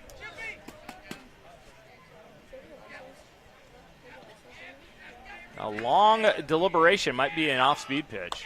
This one popped up in the air behind the catcher. Haynes could not find it in time. In Haynes' defense, it wasn't popped up that high. It was not. Would have been a tremendous effort to dive and get it. The scoreboard here went ahead and cleared off the ball and strike. So they're going to reset it 0-2. I think they thought it was going to be a catched foul ball. I think when they realized the foul ball, I think they just put strike, not realizing that it was already 2 strikes. You can't strike out on a foul ball, can you? Cannot, unless you're playing slow pitch softball. Done that. And how about the work by Dempsey? It gets the leadoff a strikeout of Bass. And I've done that in slow pitch softball, strikeout You have looking. struck out in slow pitch softball. Looking. Was it a one-pitch tournament? That could happen. It was not one pitch. Okay. See, this is why we need those red and white striped pants next year. We need to see you back on a softball field. Oh, boy. Brings up Tyler Plurday, the 9-hole hitter for Montpelier. Swings with a bunt attempt, kind of stabbed at it. Went after it. It's going to get Hilltop. Yep, they're going to bring their corner infielders in now. He stabbed at that like a vegetarian with a steak knife, going after a ribeye. Wanted no part of it. Ground ball, left-hand side. Wagner gonna play it off to hip into left field. Gonna allow Plurday to reach first base. It took a big high hop, and Wagner was going to let it play a second one, and then he realized that he might not have enough time, and when he charged it, he was caught in between, and that's going to allow Plurday to leg that out for what they're going to call an infield single. Griffin Cooley reached base twice today, 2 walks. You brought up a good point in our broadcast yesterday. We've had a lot of heat recently. Fields are hard. Better attack ground balls. Not sure of the hops you're going to get. Runner goes. Throw down to second. Not in time. Haynes had a pretty good throw, but it hopped into second base. Could not corral it, and it's going to be a stolen base by Tyler Plurday. It's going to be his second of the afternoon. These runners for Montpelier, not shy once they get on. They are going to take off. So Plurdy now in scoring position with 1 out. Curveball doesn't snap through. 2-0. Griffin Cooley. Griffin Cooley, a young man that enjoys getting dirty. Look at that jersey. Dirt everywhere on the front and on the legs. Fastball inside, gonna miss. Snap throw down to second. Not close, gets away to center field. And that's gonna allow Plurday to advance over to third base. And Wagner didn't really charge that one as the ball was gonna hop in, and it went through the wickets into just shallow center field, and heads up base running there for Plurday to score or to move up. Allows Plurday to move to third without the benefit of a bunt or a steal attempt. A throwing error allows him to get to third, and the infield for Hilltop now coming in. They're going to try and cut off the run. That's going to be ball 4. Griffin Cooley. He is going to get a job someday working for the USPS because he likes to walk for a living. 3 straight walks by him. A first and third situation. If you're Montpelier, going to put the manager hat on you, Randy. Steal here on first and third. I would. They've shown they've done it before. 1 out, first and third situation. They throw through, be ready to take off for home. It's Kenneth Smetzler up. Fake move to third, bluffs over to first. Well, he's allowed to do that because he stepped off the back of the rubber.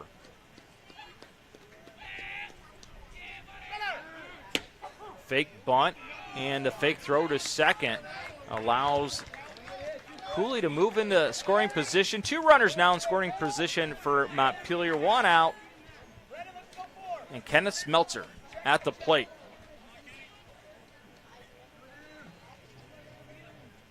.439 batting average for Smeltzer. The sophomore also has a slugging percentage of .606. Fastball right in the middle. And you think Smeltzer looked at that one and said, why didn't I offer? Yeah, he's going to regret that later on. 2 strikes now. Dempsey looks at the runner at third. Fastball misses just a little bit. That is Plurdy down at third, trying to get the attention of Dempsey on the mound. Aggressive lead over at third base. Curveball is going to be blistered to right field for a base hit. It's going to score 1. Play at the plate. Going to score 2. Smeltzer going to second. Third on to second. Head first slide, and Smeltzer is going to be in at second base. Single to right field. 2 RBIs for Smeltzer. Advances to second base on the throw home. And what an answer for Montpelier after Hilltop had clawed back in within 2 runs. Yeah, just a good piece of hitting to send that into right field. Montpelier going the entire way. Cooley wasn't going to stop at third. He rounded it. Throw online, might have made it close, but when Smeltzer realized that throw was going to come all the way through, took off and grabbed the extra base. Now more trouble for Hilltop as Landon Fackler now up with 2 hits here today. Smeltzer on second, still only 1 out, 8-4 lead.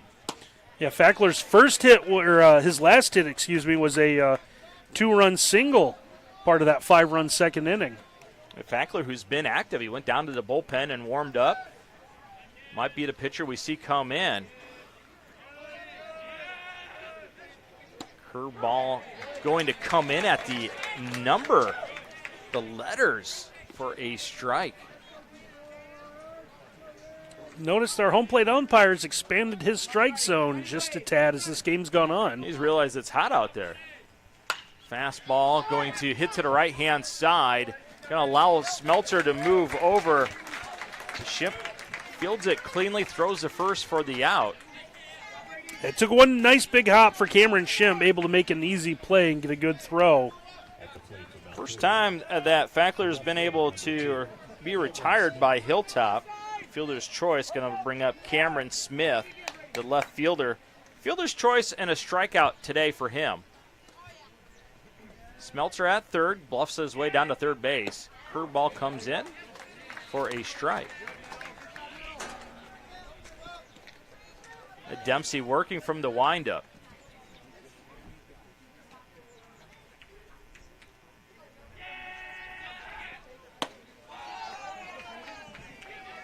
High fastball evens it at 1-1.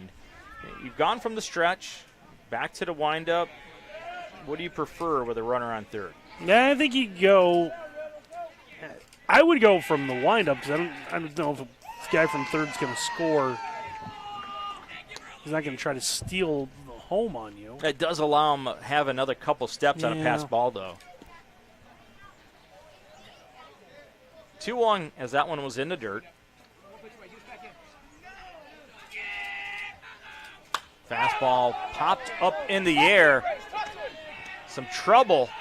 Dempsey finally is able to get underneath it and make that catch for out number 3. A little bit of trouble as no one was able to locate it, but Dempsey eats that up for out number 3, but not before Montpelier adds to that total. That's now 8-4 as they're playing a little run away by Slade. You're listening to NWOOhio.live. This is Chip Wood. The best deals on new and used cars and trucks and service too are at Bryan Ford Lincoln. Stop by and see us as we celebrate 25 years of serving the tri-state. We will not be undersold. You have my word on it. Thanks for watching NWOOhio.live. Miles Holliday here. Randy Roberts, my partner, next to me. A beautiful Sumter Field on a gorgeous Chamber of Commerce kind of day here in Bryan, Ohio. Sure is. We had a change given to us, did we? Yep, so Brady Wagner is at second. Hilltop coaches coming up. Wagner goes to Brady Wagner, okay, comes in. So it's a Wagner double play effort now. That's second and short. One thing about being at Hilltop, if you need a different glove for a different position, you might as well bring them and pack them there because you might play 3 or 4 positions throughout a game. And nobody moves guys and chess pieces around more than Tony Gehrig. A school the size of Hilltop, Montpelier's in the same boat. And you want to play, you want to see the field, you got to do it in a lot of different positions. So when Hilltop heads back to the field, we'll figure out who the new right fielder is. At least who moved to right field. Well, one thing we do know, it's going to be Rayback that leads it off for Hilltop. Cut it to 2, but 2 are answered by Montpelier. Now down by 4 again. Raybeck Schlosser and Wade Wagner due up for the Hilltop Cadets with the red jerseys with white pinstripes. Very reminiscent of the old Cleveland Indian jerseys from, I want to say, 77. Remember Frank Robinson wearing the red pants, red jersey? Big fan of remember the powder blues that everybody wore in the 80s? I do remember a few teams. I think even your Cubs had a powder blue striped one. 2-0 now. Of course, nobody had more combinations than the late 70s Pittsburgh Pirates, and they were all glorious. That one's going to be driven to right field. It might get down, and it does. Gets by the outfielders. And it's going to be extra base shopping time. And Cameron Schlosser, Terry Raybeck leads it off with a double for Hilltop, and that's going to bring up Cameron Schlosser. And Tyler Plorde tried to limit that to a single from center field, had a long way to go. On that second bounce, it just got out of the outreach glove and then continued to roll, and that was the opening that Raybeck needed to get that extra base. Now, Hilltop leads this game with hits at 6-4. Trail on the scoreboard with runs 8-4. That one's going to be fouled back. This Hilltop team, very capable with their bats. It's just been the other facet of the games that's kind of haunted them here today.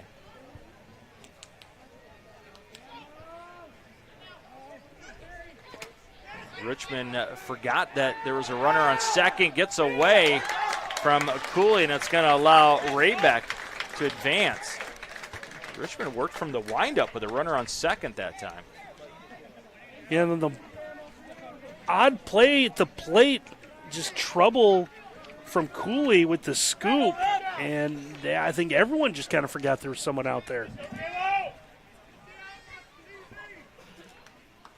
1-1 count, fastball going to hit high in the air on the right-hand side of the infield. Easy catch by Staler. That's going to force the runner at third to stay there. Raybeck could not advance for out number 1.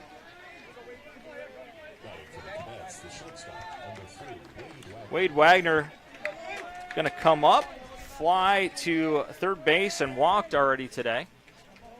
Wagner, who's been a little bit of everywhere here today, on the mound, shortstop.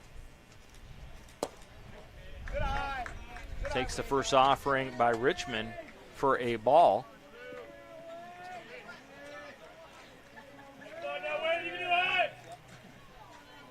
Richmond from the windup. That one is going to come in on the outside corner for a strike. Well, one thing that Cooley does well, Randy, is he will hug the hitter, allows that umpire to get a really good view of home plate. He sure does. Big off-speed pitch. Dives off the plate. 2-1 now. And we wondered how long Montpelier was going to go with Richmond. Hilltop's able to get this run in, make it 8-5. I mean, do you think about making a change? He's been effective enough, right? He hasn't been lights out where you feel confident on everything, but he has found a way to navigate through this game. 2-2. And that should be a strike number 3, and it is indeed. Wade Wagner is fooled by that one for out number 2. And that's going to bring up Cameron Shimp. Shimp, who leads this team with 23 walks. I'm sorry, second on the team behind Dempsey, who leads the team with 26 walks. Does lead the team with 26 RBI. Shimp, that first pitch turned away before it even got to the plate. This one's hit hard, but it's going to be directly at Clarday for out number 3. Shimp, the big RBI guy, drills one to center, but it's going to be an atom ball for out number 3. We're headed towards the bottom of the 5th inning. Montpelier is still on top, 8-4. We want to tell you that our game today is brought to you by H2H Realty. Buying and selling real estate doesn't have to be a stressful event. Make it a holiday by calling April Holiday with H2H Realty at 419-345-9687. And we're brought to you by Brian Ford, where good values mean a great deal. Visit them at brianford.com. Now, Hilltop going to stay with Dempsey on the mound. They're going to do everything they can to limit Montpelier moving forward. Running out of outs, but you're still only down by 4. Yeah, first goal is to shut down Montpelier. You've only had one scoreless inning for Montpelier so far today, so you got to get the goose egg up there and get the bats back to work.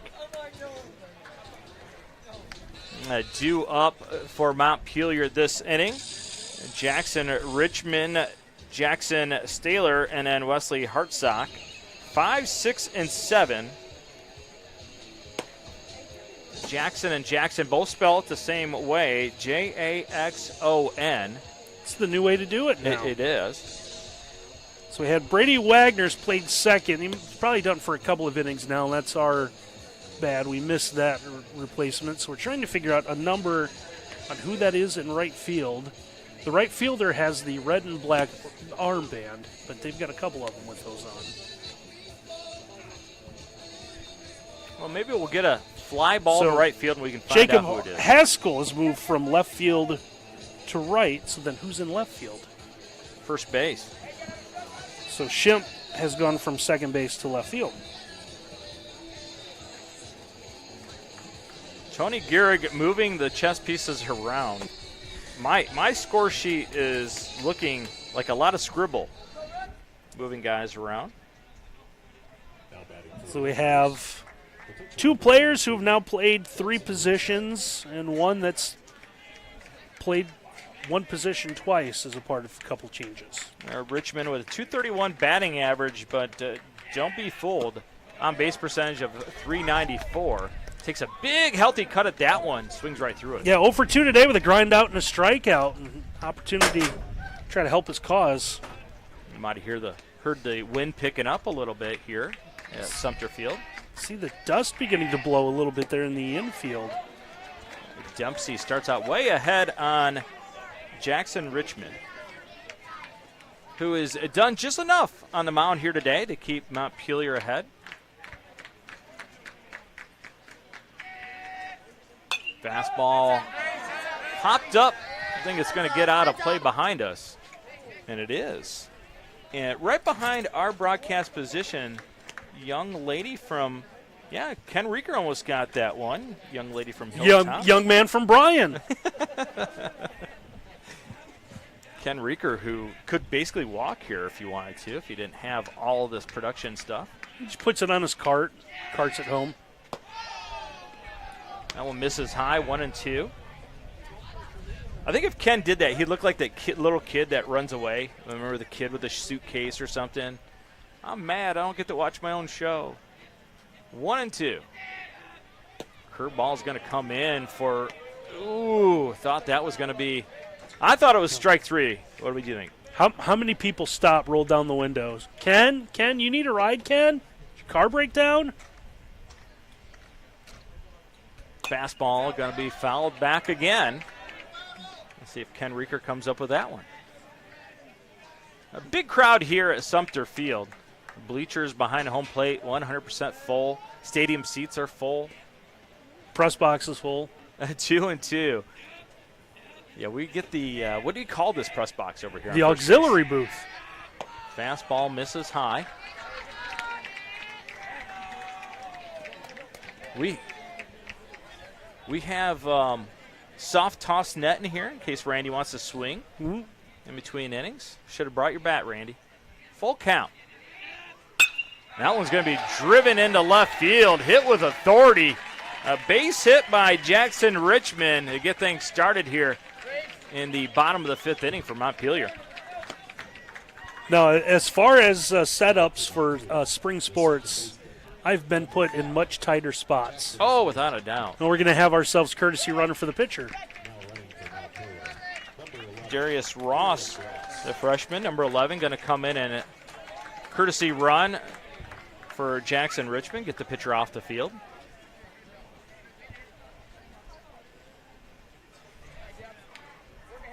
So leadoff man aboard, which begs the question, Randy. Got some speed now on the base pass. Going to have a long talk now with Jackson Stoller. Is this a bunt opportunity if you're Montpelier? One more run might be enough to close this thing out for them. It might be just a straight steal here. You've had a lot of success doing it that way. Only been gunned down once today on their steal attempts, Montpelier that is. It's Cooley with a couple of stolen bases today. Smith has one. Slide step, bunt attempt, and it's going to get to the grass. Dempsey fields it, throws the first in time. And going to allow the runner, Darius Ross, who took a huge turn around second base. Got a little frisky, but stop sign was held up. Well, Hilltop had everyone charging on the bunt, including Brendan Dempsey at third, and it appeared for a moment Ross was going to have an unguarded bag to swipe. Hilltop realized it and was able to send someone back to the bag, and Ross held up and retreated back to second. So Ross at second with one out. We're going to bring up Wesley Hartsock. You wondered when Jackson Stoller went down and talked for a long conversation if that was... Yeah, you had to feel like something was going on. Yeah, it might be a bunt opportunity.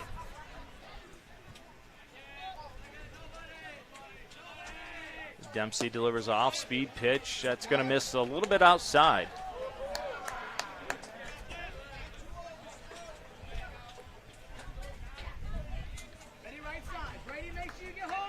Hartsock, 278 on the year. Way ahead on 2-0 count. Fastball. Did he go after it? They're going to appeal, and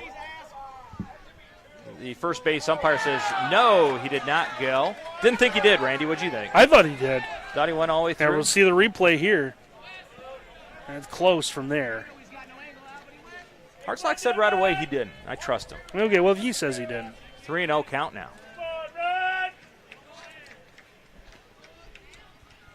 Fastball. Did it get Hartsock? Doesn't matter. Going to be ball four anyhow.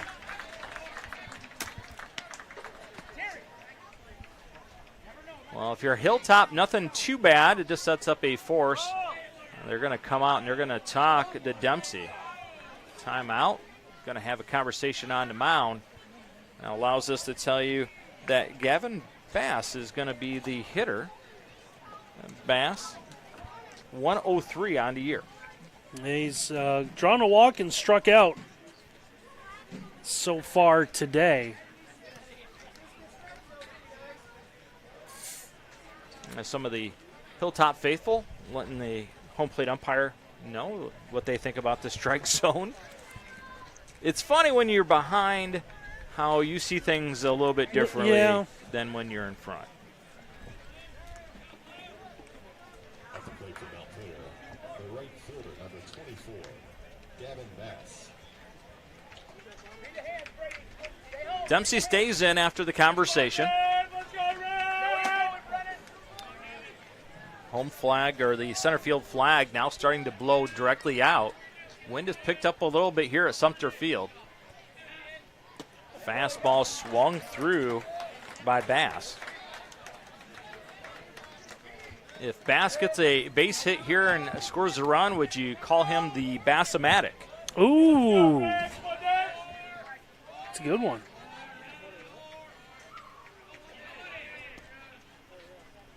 Fastball misses. Good secondary lead down at second base by Darius Ross, who you got to believe anything hit on the grass, he's going to have a good opportunity to score on. The freshman got good wheels.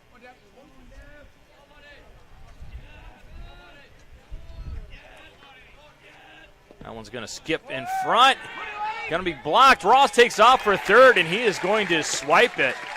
Darius Ross, no hesitation, took off for third right away. Yeah, it looked like that was going to be a closer play than what it ended up being, but when their ball was bobbled just enough by Haynes, allowed Ross to go. I'm not sure if Darius Ross plays football, but if he doesn't, somebody at that school needs to be recruiting him with that speed. Second and third now with one out. And time is asked for by Bass, and he is granted it by the home plate umpire.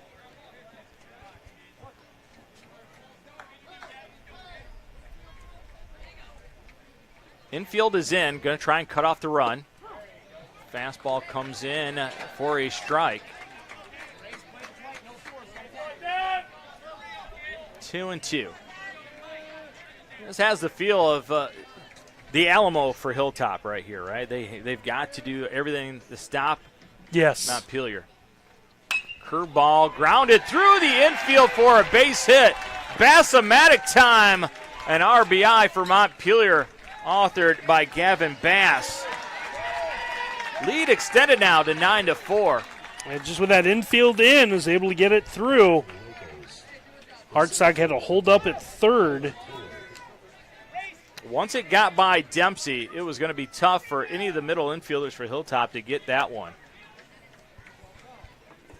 Time called. Haynes wants to go through the first and third situation. Bad news for Hilltop, down by 5, and it flips to the top of the order.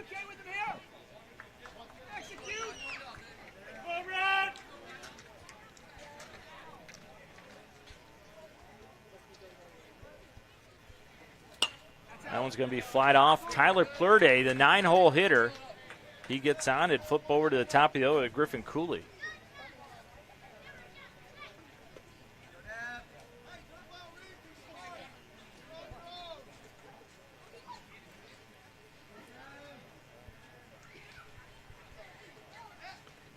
Fastball fouled back again. Plurdy on the first two offerings by Dempsey.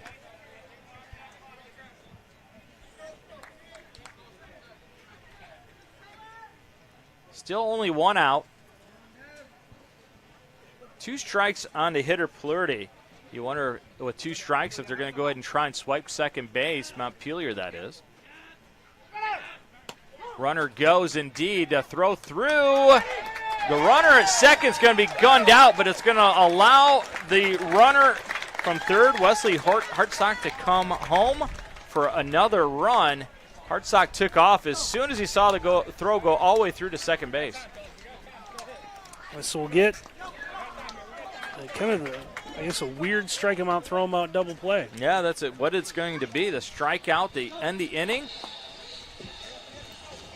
followed by the throw down to second base. And that's going to erase the opportunity to come in and score. So still 9-4 after 5 innings complete here at Sumter Field at NWOhio.live. This is Chip Wood. Stop by and see us at Bryan Ford as we celebrate 25 years of serving the tri-state. A lot has changed over the years, but one thing has not. We will work very hard to earn your trust and confidence every day. It's in our mission statement and in everything we do.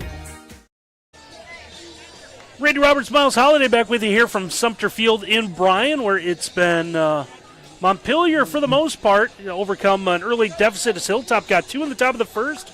Montpelier answered with a single run, made it 2-1, broke it open with 5 in the second. After Hilltop answered with 2 in the third, Montpelier came back, 2 more in the fourth, 1 more in the fifth. Now 9-4, they lead as we head to the 6th inning. We want to congratulate the Bryan softball team while we're here. The Lady Bears won their regional championship game, first one in school history, so they're going to be off to Firestone Park in Akron to compete in state semifinals next weekend in softball. I'm trying to think. Has there been a bad Bryan girls sport Exactly, the last 4 right. years? Yeah, in Northwest Ohio, who has a better girls program in all the sports than Bryan? They've been absolutely fantastic. So checking some of the sports apps, some social media, understand that Patrick Henry and Leipzig, another Division IV district championship game, oddly enough, played at Patrick Henry's home field at Gerald Parrott Stadium. Field, I should say. Believe in a delay in the fourth inning last we saw there, so I don't know if there's some sort of weather. I know there's, with the humidity, there's always a chance this time of year. Well, we do have some dark clouds behind our press box, and the wind did pick up a little bit in the last half inning. That shot of Randy and I, the mom shot that we like to call, because moms love that one. You saw the netting behind Randy's left shoulder. I'm gonna bring my clubs up here. Yeah, I'm gonna hit some golf balls into the net right. It's right impressive the way you hit in between innings. It's fantastic stuff. So Brandon Dempsey, the third baseman, is going to lead things off for Hilltop as we play in the sixth. So hitter 7, 8, and 9 be the three due up for the Cadets, trying to make up this 5-run deficit. Still facing Jackson Richmond on the mound for Montpelier. We did see for a moment Landon Fackler make his way down to the bullpen and warm up after back-to-back goose eggs on the scoreboard. And Montpelier continuing to ride the hot hand of Richmond. Well, if he can continue to get that Uncle Charlie over for a strike, you might be able to motor all the way through this thing. It's counting now 2 balls and a strike to Dempsey. So Hilltop got 2 in the third, left runners at first and second. Left a runner stranded at third in the fifth after the leadoff double by Rebeck. But for the last 2 innings, that's been it. 2-1 is going to be the low strike now. It was a ball earlier in the contest. It's gone that way for both teams. That strike zone has enlarged a little bit. Here's one pop foul. So took a bounce. Credit Dempsey. He had his knees buckled by the curveball earlier in this at-bat. Was ready for it that time, able to foul it back. Notice Coach Gehrig at third wanted no piece of that bouncing ball coming his way. 2-2 offering. That one doesn't quite get to the plate. It's going to fill up the count now. 3 balls, 2 strikes.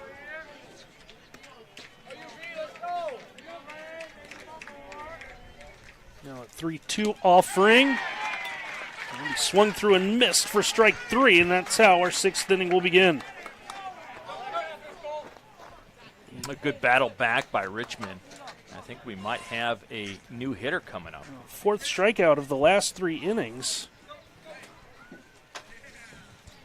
So we do see a new batter making his way to the batter's box. Coach Gehrig informing the plate umpire. That's number 19, Colton Wood.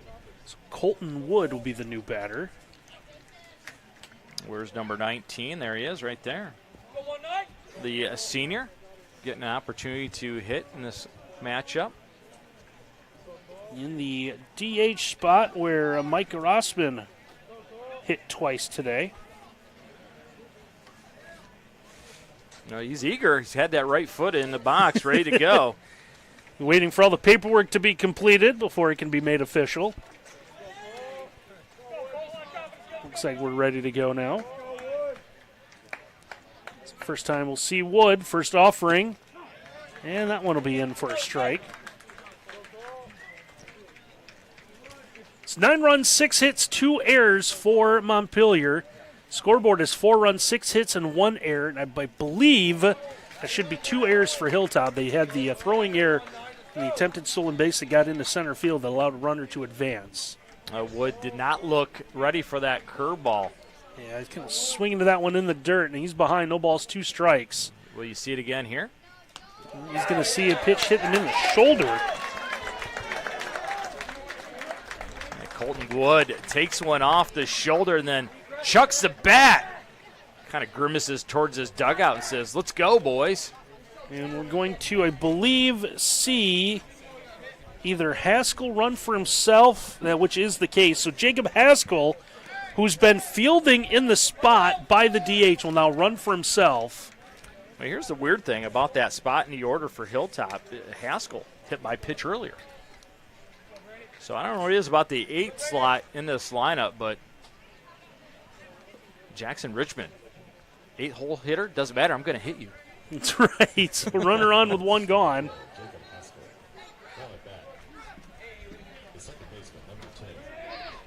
So here is Brady Wagner. He'll step in with one gone. Wagner popped up a bunt that led to a double play in the second, struck out to begin the fourth. And he will foul away the first pitch on the third base line as it hits off the fence. That was the two coaches trying to outrace each other. Who's going to go get that? That was the old school ping on the aluminum bat, wasn't it? The old Green Easton sound. Remember college baseball back in the day? The scores would be like 24-19, and it'd just be a ping fest. That's painful to watch. Some games today are still painful to watch. I don't need baseball games that take 4.5 hours to play. No, MLB's done it right by shortening the game with their rule changes. The only one I don't like with MLB is the extra inning affair where you put a guy on second base. Do you like that? No. Mm-mm. I've been to softball games. That's the old international softball rule. Mm-hmm. I've been to softball games where that's come into play. So Wagner's going to hit this one on a line, but unfortunately for Hilltop, right to Plorde in center field makes the grab for out number 2. Wagner hit it about as well as he could. Just got underneath it a little bit. So that's going to bring up Devin Dempsey, who started behind the dish and then decided to march onto the hill and take over on the mound. Dempsey 0 for 3 today with a ground out, couple of strikeouts. Trying to keep this alive for Hilltop. He'll take that off-speed pitch for a strike. Snap throw not in time down to first base. Griffin Cooley slipped as he released it. And Montpelier is going to look at their catcher and say, look, let's not make any mistakes and advance runners. Yeah, five run game. Let's go ahead and focus on the hitter.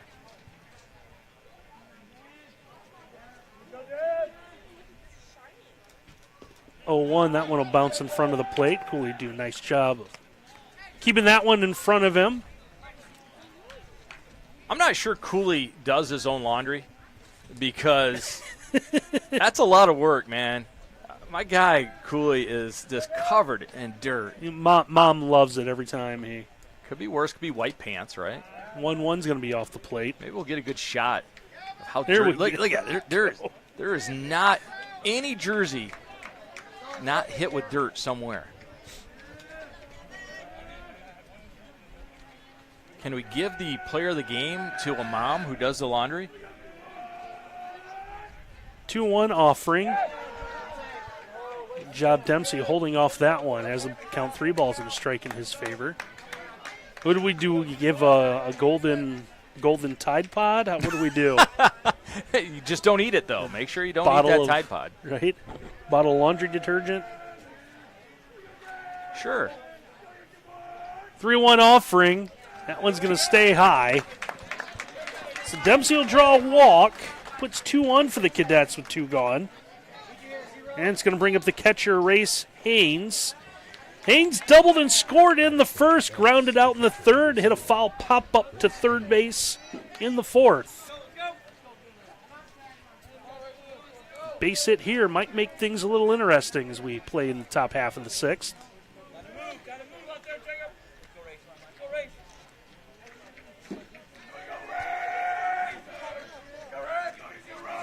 Haynes with that open stance, and you'll see him slide in as the pitch gets to him. First one taken for strike 1. Well, how about that? Richmond breaks off an Uncle Charlie for strike 1 on the first pitch. Walk the guy in front and then breaks off a curveball. Fantastic. Good view of that batting stance there from Haynes. He will close it as the ball comes in. Nub this one foul. That one's slow enough for Coach Gehrig to field and throw it back in. I always like to open stance because what's it do to your head? It allows your eyes to get even with the pitcher. It's amazing how many times hitters, Randy, will close themselves off and then their head turns, and you're really just watching a pitch just with the left eye only. 0-2 offering. That one off the plate. Now they're going to catch Haskell off the bag with the snap throw. And what looked like it was going to be in a rundown gets away from everyone. When it ends up into the outfield, Haskell's going to come around and score. So throwing error. Make this a 9-5 game.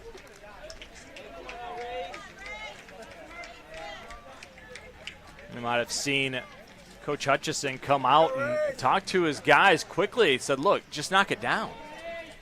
Don't let it go into the outfield and allow them to come around and score it. That was a free gift for a run. Dempsey goes to second on the play. There's one rolled just foul and giving Chase Cooley. He's going to go halfway down the baseline to knock that one down. Smart play by Haynes, though. How many hitters we've seen in the past would just stay at home thinking that it's going to go foul no matter what, and it rolls back into fair territory. He alertly took off. Don't know where that ball is going to go. Had a weird spin on it, didn't it? It did. Cooley going to go out and talk to his pitcher, Jackson Richmond, if anything, just kind of let him catch his breath a little bit. Trying to get on the same page. What's going to turn into a big at-bat now. 4-run game. A runner in scoring position.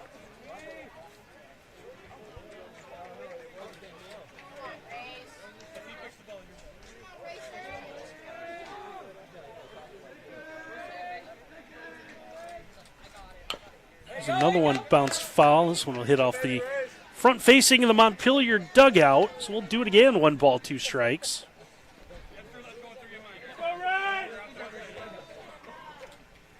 Hilltop can find a way to get the next run in, take it down to a 3-run lead. A little bit of glimmer of hope going into the 7th. 1-2 offering. That one is going to be taken for strike 3, and that will end the threat. But Hilltop, thanks to the throwing error, is able to push another run across. So 9-5 as we move to the bottom half of inning number 6. And we want to tell you that our game tonight brought to you by Chappie's Snappy Dogs, New York-style hot dogs, smoked sausage, and huge brats. Call Carol at 419-297-1004 or look up Chappie's Snappy Dogs on Facebook. And we're brought to you by Bricks to Clicks, saving you money on everything from toys to home decor. Save on Amish-built sheds, carports, and steel buildings. Follow us on Facebook or visit us in person at 29133 George Street in Millbury, Ohio. And we're brought to you by Willis Electric, industrial, commercial, and residential contractor serving our community and beyond. Visit Willis.com to learn more. Thank all of our sponsors being with us, and not just this spring season. We brought you some tournament baseball and softball, but going back to our volleyball and basketball years as well. It's been a successful first year for us. I do believe so. Had a lot of tremendous broadcasts, great games. You do a good job of picking out the games. So if you want to lobby Randy Roberts, that's the guy during the offseason. I am for sale. That is. It's been it's been a very successful year, and we appreciate a lot of positive feedback that we've gotten, and especially places we've been able to carry games live through our social media channels and our YouTube. We appreciate everyone who's been a part of that. So anything surprise you in year number 1? I want to say no. I don't. Really? I feel like. Okay. Is there anything that surprised you? Yeah, the number of autographs that you can sign when we're out and about, it's amazing. People recognize the mayor of Northwest Ohio. I don't know how many 8x10 high glossies you go through. You've gone through at least 40 Sharpies this year signing stuff. That was weird. I heard some really odd feedback in my headset while you were talking about that. No, it's been a pleasure. People, so nice, right? Everywhere we go. They have been. It's just fantastic. So Montpelier is going to have the top of their order due up here and what could possibly be their final at-bat of this afternoon, looking for their first trip into the regional. This is their first district final appearance since 2021. First pitch low to the leadoff man, Griffin Cooley. Cooley's going to turn away from one that comes inside. 2 balls, no strikes as he continues to face Devin Dempsey. So Cooley, how about 3 walks, 3 runs scored today? It's what you want out of a table setter, your leadoff guy. He's also stolen a couple of bases as he's going to line one into center field for a base hit. Drops in just in front of Cameron Schlosser in center field. Cooley said, I've had enough of this walking. Finally, I get a pitch to hit. I'm going to blister it into center field, and that's what he does. Leadoff man on again. So here's Kenneth Smeltzer, the first baseman. Flied to right his first time up, walked and scored in the second, had a 2-run single in the fourth. Montpelier 1 in the first, 5 in the second, 2 more in the fourth, 1 in the fifth. Runner's going to go on the first pitch, throw down to second, is not in time. That looked like it was a close play. Tag looked like he was going to be right on the noggin of Cooley. And we're going to take a look at the replay. A good slide step by Dempsey. It's going to allow Haynes an opportunity. Haynes gets rid of it really quickly, but the head-first slide, do you think the left hand got in there just in time before the tag on the helmet by Wagner? And if there was a spot on the jersey of Cooley that wasn't dirty, it is now dirty. Gray pants are now multiple shades of brown, at least on the front. He's wearing those new khaki pants. Apparently. 2-tone khaki. 2 balls, no strikes down to Smeltzer as he looks at one low.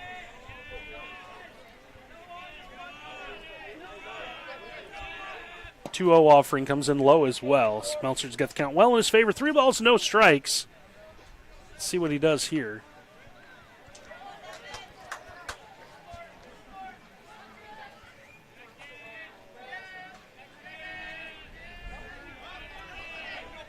The 3-0 offering. That one will get the strike across at the belt.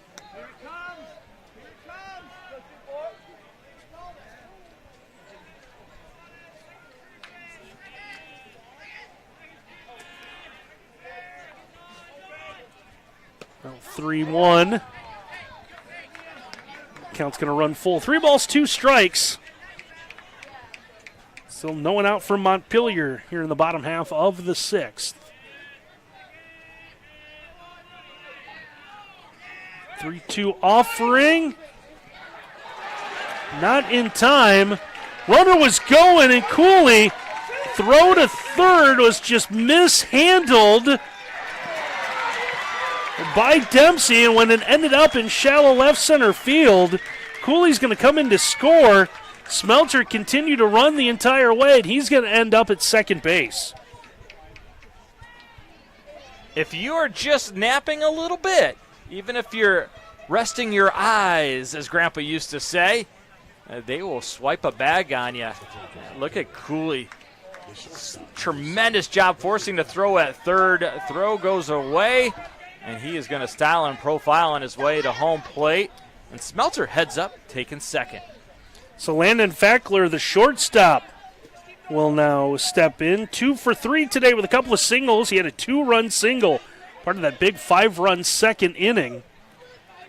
He's also found different ways to get erased at different bases. Was erased on a fielder's choice at second, was caught stealing, also grounded out his last time up. This sent one through to the left side, a high bounce. This one taken by Wade Wagner. Throw's going to come across the diamond. So they get the out, so Fackler's retired. Then they try to go Smeltzer on the delay. Will end up at third. He waited for the throw to come across. It was actually kind of smart base running by Smeltzer, Randy. If we get another opportunity to see it. Had he slid into third, he is out. but he doesn't slide. He stands and runs and kind of turns his body away from Dempsey to navigate that tag attempt. So here's Cameron Smith now. Smith 0 for 3 today. Hit into a fielder's choice. Also struck out to end the second. Hit a foul pop-up to end the fourth. Montpelier is now taking the hit lead from Hilltop.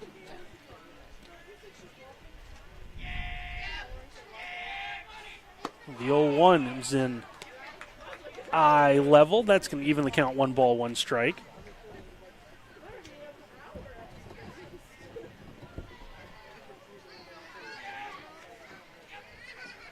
Long look. Dempsey being deliberate with that base runner on. Hilltop trying to stay within striking distance. Their final at bat in the 7th.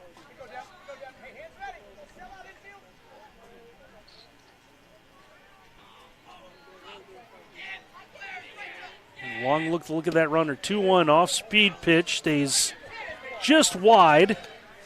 I see Haynes a little upset that they didn't get the call. Bangs his mid on the ground.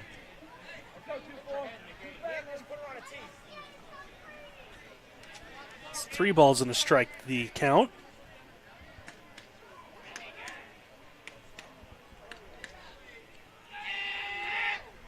(3-1) will miss. Smith will draw a walk, puts runners on the corners. It's going to bring up Jackson Richmond. Montpelier's going to get in a situation where Smith never stopped running. He's going to try to stay in a rundown long enough to get Smeltzer off third. Hilltop was trying to catch Smeltzer. Throw home, got away from Haynes. Smeltzer's going to score. Now Tony Gehrig wants to come out and talk to his guys. Design play after first base. You just keep going. Draw the throw. Allow Smeltzer to come home. It's a play that if you're napping and you fall for it, you're going to get a free run, and that's what Montpelier is able to get done. So instead of runners on the corners with 1 out, 1 run's going to be in. Another runner's going to go to third. Still with just 1 out as Montpelier's able to up their lead now to 11-5. So Jackson Richmond, the pitcher, singled his last time up, will step to the plate. Well, it's a long conversation by Tony Gehrig on the mound. I think he's just trying to get to the attention of his guys as they've kind of fallen asleep here in the bottom half of the 6th. Yeah. Home plate umpire is going to say this meeting's gone on long enough. We have dinner reservations. Can we please wrap this up? Well, sometimes the coach will get there long enough to wait for the umpire, right? And he will maybe send a message through the players to the umpire. Tony Gehrig definitely trying to get his guys to snap out of the mental funk that has been with him on this inning. Here is Richmond.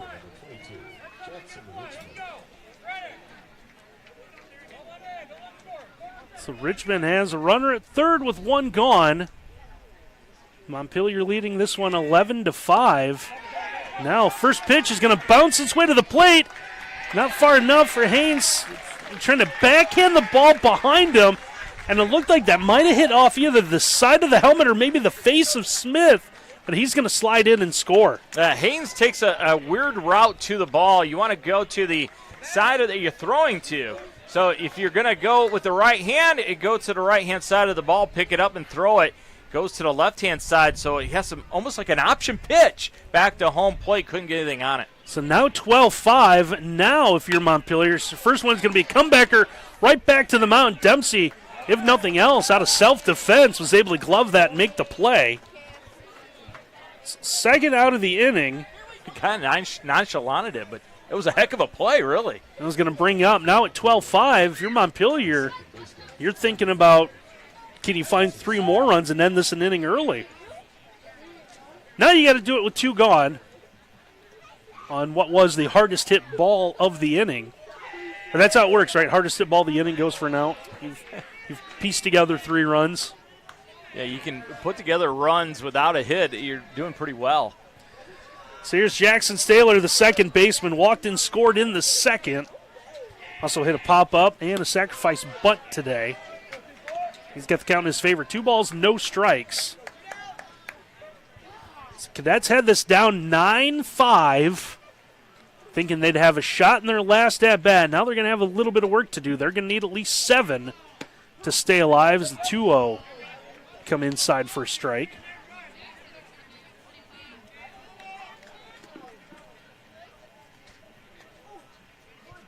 Makes it 2-1 now.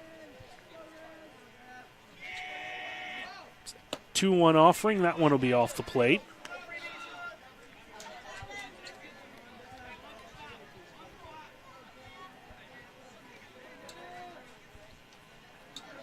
It's 3 balls and a strike to Jackson Staler. 3-1 offering. This one hit high in the air as he turned all the way around on this one. Foul territory. Grace Haynes giving effort, just unable to squeeze that one. It looked like a little bit of confusion here between him and Dempsey. Who's going to call it off? Easier play for Dempsey. He is coming in towards home plate. Haynes offers towards it, has it momentarily, but squirts out. Was never able to get fully under it. So we'll do it. 3 balls, 2 strikes now. Second life for Staler, the second baseman for the Locos. So you see the, take a look at the scorecards I have for the 2 teams. The only change I have for one team is a pinch runner, as Staler will draw the walk, and then you take a look at the other team and the multiple position changes made. Well, when you're up big runs, you don't have to make a lot of changes, right? So here's the third baseman, Wesley Hartsock. Hartsock reached on an error and scored in the second. Flied to right in the third, was hit by a pitch and left stranded at third in the 5th inning. Let's see that curveball drop in for strike 1. Took a little something off that one. 66 on the gun from Dempsey. It's been as high as 82, so that is a big difference. 0-1 offering. That one taken in the lower part of the strike zone for strike 2.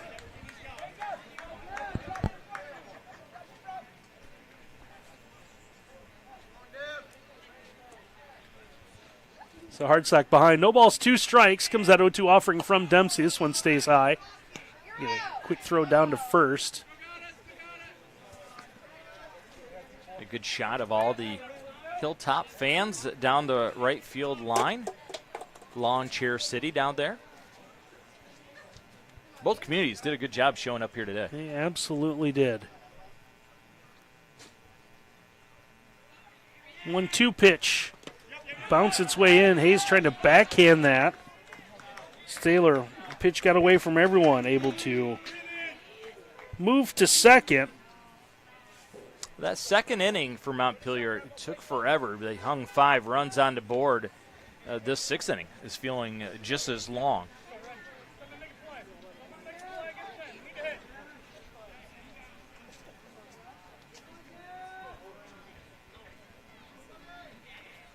Two offering.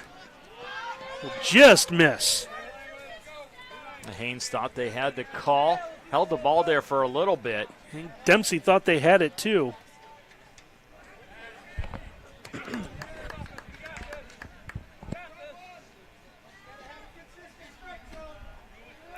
It's a full count pitch coming to the Locomotive third baseman. He'll take a big cut and miss, and that'll be strike 3. So that ends the inning, but Montpelier adds on to its lead with 3 more runs.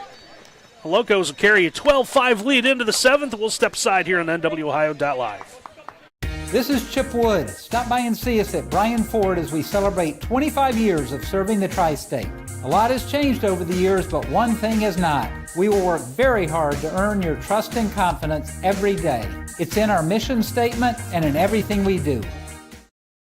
Well, last chance for Hilltop here, 12-5. Cadets find themselves down to Montpelier, this Division IV baseball district championship game as we play the top half of the 7th with Miles Holliday, Randy Roberts. Partner, it's going to be the middle part of the order due up for the Cadets. So hitters 3, 4, and 5, Terry Rebeck, Cameron Schlosser, and Wade Wagner. So heart of the order, and the guys that you put there that have done a little bit of damage today. Chance to really spark something, but Hilltop down 7 is going to need everyone to step up here as you see Montpelier's Jackson Richmond on the mound trying to go the distance, close this out for the Locomotives. Well, as Ernie Harwell used to say, they need a can of instant runs. Down by 7. Good news is they got the meat of their order up, but there is no 7-run home run to hit right now. There is not. So Rebeck 2 for 3 today with a couple of runs scored. He sandwiched an error in between a single and a double. He'll try to get things going for the Cadets. So the scoreboard shows 12 runs, 7 hits, 2 errors for Montpelier, 5, 6, and 2 for Hilltop. I believe it might actually be closer to 3 errors for both teams, but couldn't be any less important. Because it's the front numbers that are. Yeah, nobody's ever said, well, you guys scored more, but we had more hits. It's all about the runs. That's right. So Rebeck's got one job here. That's try to find a way to get on base. First pitch from Richmond's going to bounce its way to the plate for ball 1. How about the work by Griffin Cooley? Still throwing his body in front of it, even with nobody on. And the 1-0 offering. This one is going to be reached out, hit into shallow right field where the second baseman, Jackson Staylor, will circle around it. He'll make the grab for out number 1. Like what Staylor did there, made no doubt about it. He was the guy that called it. No confusion between him and Bass in right field. Asserted himself, took control of the situation. So here's Cameron Schlosser, started on the mound, now playing center field. He singled and reached on an error. He singled in the first, singled and scored on an error in the third, popped out in the 5th. So 2 for 3 today with a run scored. Take a ball, and he's going to look at one just low. So now 2 balls, no strikes. Richmond working quickly now, trying to close this out. Try to send Montpelier off to the regional in Elida next Thursday. Friday scheduled dates. That's a bad laundry time for Cooley's mom, right? If he play Thursday and got to come back and play Friday and he's got to have a clean uniform, that's a lot of work in a short span of time. 3-0 is off the plate, so 4-pitch walk. Now it looks like Patrick Henry is resumed now. Lipsick with a 9-5 lead over the Patriots after 5 innings. And Patrick Henry, huge upset over Delphus St. John's. Beat Cam Elwer. Yeah, it had to be a game to watch with Elwer and Heber. Yeah, what a duel. Dueling each other on the mound there. Bouncing ball through the middle of the infield. That one's going to be taken by himself. And how about the game-ending double play made there? Landon Fackler going towards the bag. Steps on it for 1. Gets the throw across for 2. And the double play is going to end it. So Montpelier will advance to the regional. They claim the district championship. They'll get a 12-5 win over Hilltop. We're going to take a quick timeout. When we come back, we'll head down to the field with our Miles Holliday when we return here to NWOhio.live. This is Chip Wood. Stop by and see us at Bryan Ford as we celebrate 25 years of serving the tri-state. A lot has changed over the years, but one thing has not. We will work very hard to earn your trust and confidence every day. It's in our mission statement and in everything we do. So big double play ends this one, 12-5.